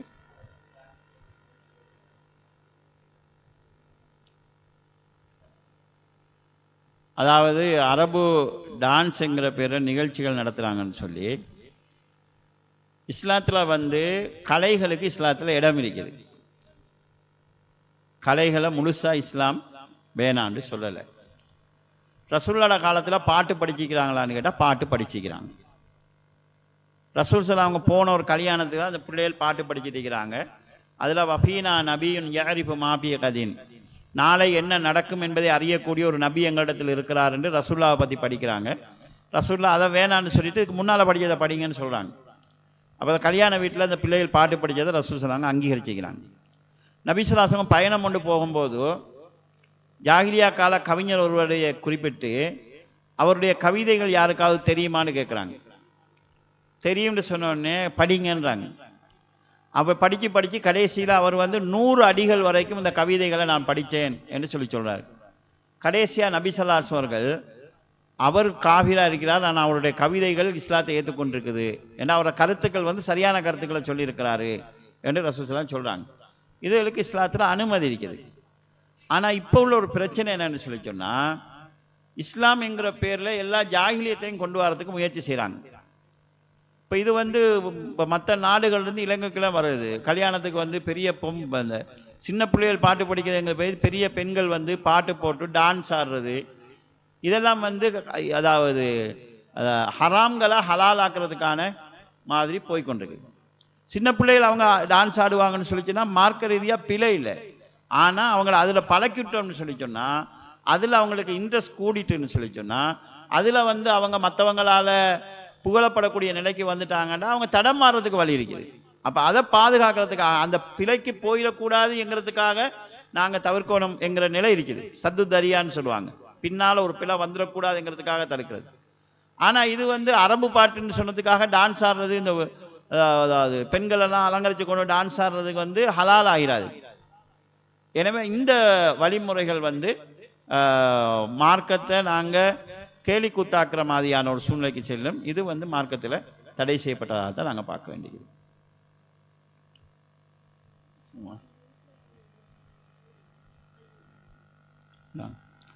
கியாமுல் லைல் தொழுகையை வீட்டில் தொழுகிறது சிறப்பா பள்ளியில் தொழுகிறது சிறப்பான்னு சொல்லி கேட்டிருக்கிறாங்க. கியாமுல் லைல் தொழுகையை பொறுத்தளவில் நபி ஸல்லல்லாஹு அலைஹி வஸல்லம் அவங்க வாழ்கிற காலத்தில் ஜமாத்தாக நடைமுறைப்படுத்தலை. ஒரு 3 நாள் நடத்தினாங்க, அதுக்கு பிறகு விட்டுட்டாங்க. விட்டதுக்கு அவங்களே சொன்ன காரணம் என்னென்னா, இது தொடர்ந்து நடத்தினா கடமையாக்கப்பட்டு விடும் என்று நான் பயப்பட்டேன்னு சொல்கிறாங்க. ரசூலுல்லாஹ் மௌத்துக்கு பிறகு உமர் அல்லாஹ்வுடைய ஆட்சி காலத்தில் மக்கள் பள்ளியில் சிலர் ஜமாத்தா தொழுகிறாங்க, சிலர் தனியாக தொழுகிறாங்க. இதை பார்த்துட்டு உமர் அலியல்லாஹு தான் ஜமாத்தா தொழக்கூடிய ஒரு ஏற்பாட்டை செஞ்சாங்க. அந்த ஏற்பாடு பிழையான்னு கேட்டால் பிழை இல்லை, ஏன்னா ரசூலுல்லாஹ் செஞ்சிருக்கிறாங்க. அவங்க விட்டதுக்கு காரணம் கடமையாக்கப்படும்ங்கிற பயம். இப்போ வந்து கடமையாக்கப்படாது, ரசூலுல்லாஹ் மௌத்துக்கு பிறகு கடமை ஆகாது. எனவே என்ன காரணத்துக்காக விட்டார்களோ அந்த காரணம் நீங்கி விட்டது, ஜமாத்தா தொழக்கூடிய ஒரு ஏற்பாட்டை செஞ்சாங்க. அப்படி செஞ்ச உமர் அலியல்லாஹு அவங்க வந்து ஜமாத்தில் கலந்து கொள்ளலை. இதை விட பின்னிரவில் தனியாக தொழுகிறது சிறப்பானதுன்னு சொன்னாங்க. இப்போ பொதுமக்களுக்கு நாங்கள் எதை தீர்ப்பாக சொல்கிறது? உமர் அலியல்லாஹு அவங்க சொன்ன மாதிரி தனித்தனியாக வீட்டில் தொழுங்க அதுதான் சிறப்புன்னு சொல்கிறதா, இல்லாட்டி அவரே ஏற்பாடு செஞ்ச மாதிரி பள்ளியில் தொழுகிறத நம்ம சொல்கிறதான்னு கேட்டால், யாருக்கு வீட்டில் தனியாக தொழுவதுக்கு ஏழும்னு நம்புகிறாரோ, பின்னிரவில் எழுந்து செய்யக்கூடிய ஆற்றல் இருக்குதோ, அவர் தனியாக தொழலாம். இதை வந்து டோட்டல் சமுதாயத்துக்கு சொல்கிற இது இல்லை. சும்மா உள்ள மக்கள் எல்லாம் நீங்கள் வீட்டில் தொழுங்கன்னு சொன்னால் இங்கே தொழுகிறதும் இல்லை, வீட்டில் தொழுகிறதும் இல்லாமல் போயிடும். இப்போ அவங்கள நிறைய பேருக்கு சூரத்துல் ஃபாத்தியாவே ஒழுங்காக ஓத தெரியாதுன்னு, இவனை போய் நீ வீட்டில் தொழுன்னு சொல்லி சொன்னால் என்ன செய்ய போகிறாங்க? இப்போ அதில் வந்து இந்த நீண்ட சூறாக்களை ஓதுறதுக்கான ஒரு வாய்ப்பு அவங்களுக்கு இருக்குதா?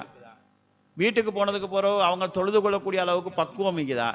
ஏன்னா நல்ல விஷயங்கள் சேர்ந்து செய்யும் போது ஆக்களோட செய்யக்கூட செஞ்சுபடும். எனவே சொல்றது நிலைமையை பொறுத்துத்தான். உங்களால நீங்க வீட்டுக்கு போய் தனியா செய்யணும்னு சொன்னா வீட்டுக்கு போய்த்து உங்களால செய்ய இயலாது, செஞ்சிக்க மாட்டீங்க, விடுபற்றும், ஒன்றுமே இல்லாம போகும்னு சொன்னா உங்களுக்கு பள்ளியில ஜமாத்தால் தொழுகிறது தான் உங்களுக்கு சிறப்பு. எனக்கு தனியா தொழில நான் மிஸ் ஆகாம செய்வேன், எனக்கு அதுக்கான வாய்ப்பு இருக்குது, நான் சஹருக்கு முன்னாலே எழும்பி தொழுவேன் என்கிற தைரியம் உள்ளவங்க, அதற்கான சூழ்நிலை உள்ளவங்களுக்கு பொறுத்தளவுல அவங்களுக்கு பள்ளியில கூட்டா தொழுவதை விட வீட்டில் தனியா தொழுவது சிறப்பானது. அப்ப அவருடைய நிலைமையை வச்சுத்தான் இந்த முடிவை செய்யணும். இப்ப சில இடங்கள்ல சில சிக்கல்கள் வரும். உதாரணமா நான் ஒரு இடத்துக்கு ஆரம்ப காலத்துல எங்களுக்கு கிடைக்கிற பள்ளியில் எல்லாத்தையும் நம்ம பயானுக்கு போறதுதான். ஒரு பள்ளிக்கு போனோம், கேமுல இடையில தான் போய் சேர்ந்தோம். 4 ரக்காய் தொழுதாச்சு, வித்திரு தொழுகிறாங்க. வித்திரு தொழும் போது அப்ப தொழுதோம்னா மிச்சத்தை தொழையலாங்கிறதுனால சும்மா நின்றுட்டு எழுப்பி பயான் பண்ண ஆரம்பிக்கும் போது இதை வாய்ப்பா ஒரு சகோதரர் பிடிச்சு கொண்டாரு. தொழாதாக்கள்லாம் பயான் பண்றாங்க, பயானிலா அப்படி இப்படின்னு சொல்லி. இப்ப இந்த மாதிரி நம்ம பள்ளிக்கு போறோம், இப்போ இங்க பயானுக்கு வந்துட்டு இங்கே குந்திட்டிக்கிறேன், தொழுது முடிஞ்சது பூரா பயான் பண்ணுவோன்னு சொன்னா பார்க்குறவங்களுக்கு அது சக்கொண்டு உண்டாக்குமே. வந்தாரு, பயானுக்கு வைக்கிறாரு, தொழாம வைக்கிறாரு, இவ்வளவு நாங்களாம் ஜிம்ம உள்ளாக்கெல்லாம் தொழுறாங்க, இவரோட பயானை கேட்கறதான்னு மனசுக்கு இதாங்க. அப்போ நான் ஒரு பள்ளியில் நான் பயானுக்கு போயிட்டு நிற்கிறேன்டா தொழுகிறாங்கன்னு சொல்லிச்சேன்னா நான் வீட்டில் தொழுகிறதை விட அவங்களோட சேர்ந்து தொழுகிறது தான், அவங்களோட இருக்கிறது தான் நான் அங்கனைக்கு செய்யணும். அதுதான் அவங்களுக்கு நான் நெருக்கமாக வைக்கிறேன்.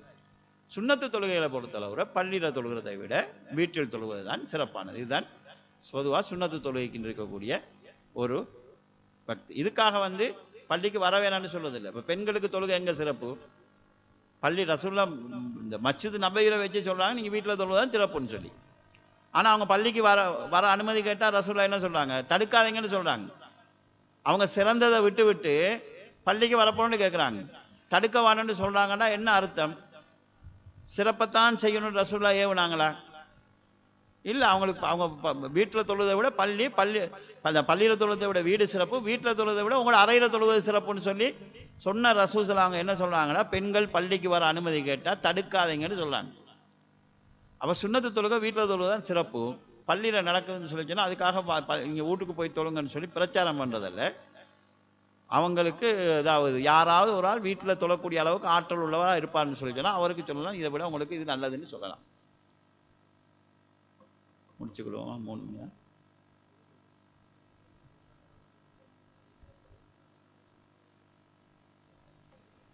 அதாவது 23 ரக்காயத்தை தொழக்கூடிய ஒரு இமாமை பின்பற்றி நாங்கள் 11 ரக்காயத்தை தொழுவிட்டு வரலாமான்னு கேட்குறாங்க.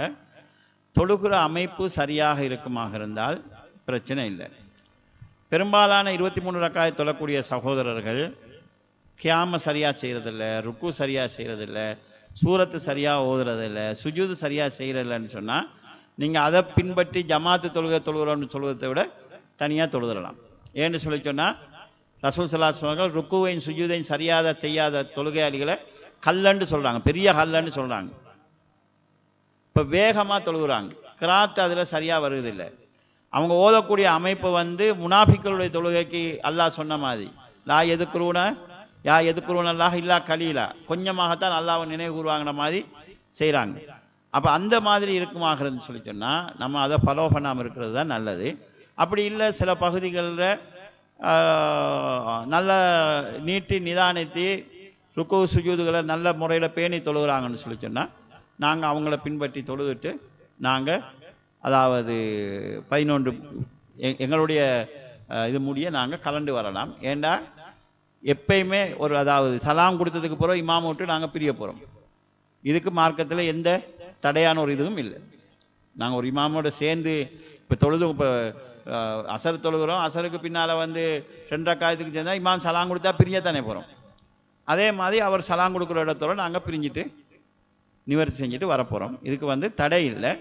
ஆனால் அந்த தொழுகிற முறை எப்படி இருக்குதுங்கிறத நாங்கள் பார்த்துக்கொள்ளணும். இன்ஷா அல்லாஹ் நேரம் நெருங்கி கொண்டிருக்கிற காரணத்தினால இந்த நிகழ்ச்சியை முடிச்சு கொள்ளலான்னு நினைக்கிறேன். சந்தோஷம் நீங்கள் இவ்வளோ நேரம் இருந்து கேட்டுக்கொண்டிருந்ததுக்கு. எல்லாம் வல்ல அல்லாஹ் ஜல்ல ஷானஹு தஆலா பேசின விஷயங்கள் இருக்கக்கூடிய நல்ல விஷயங்களை கடைபிடிக்கக்கூடிய பாக்கியத்தை எனக்கும் உங்களுக்கும் தந்தல்வானாக. வாஹிரு தௌவானா அல்ஹம்துலில்லாஹி ரப்பில் ஆலமீன். வஸ்ஸலாமு அலைக்கும் வரஹ்மத்துல்லாஹி வபரகாத்துஹு. சுப்ஹானக அல்லாஹும்ம வபிஹம்திக அஷ்ஹது அல்லா இலாஹா இல்லா அன்த அஸ்தக்ஃபிருக வ அத்தூபு இலைக்.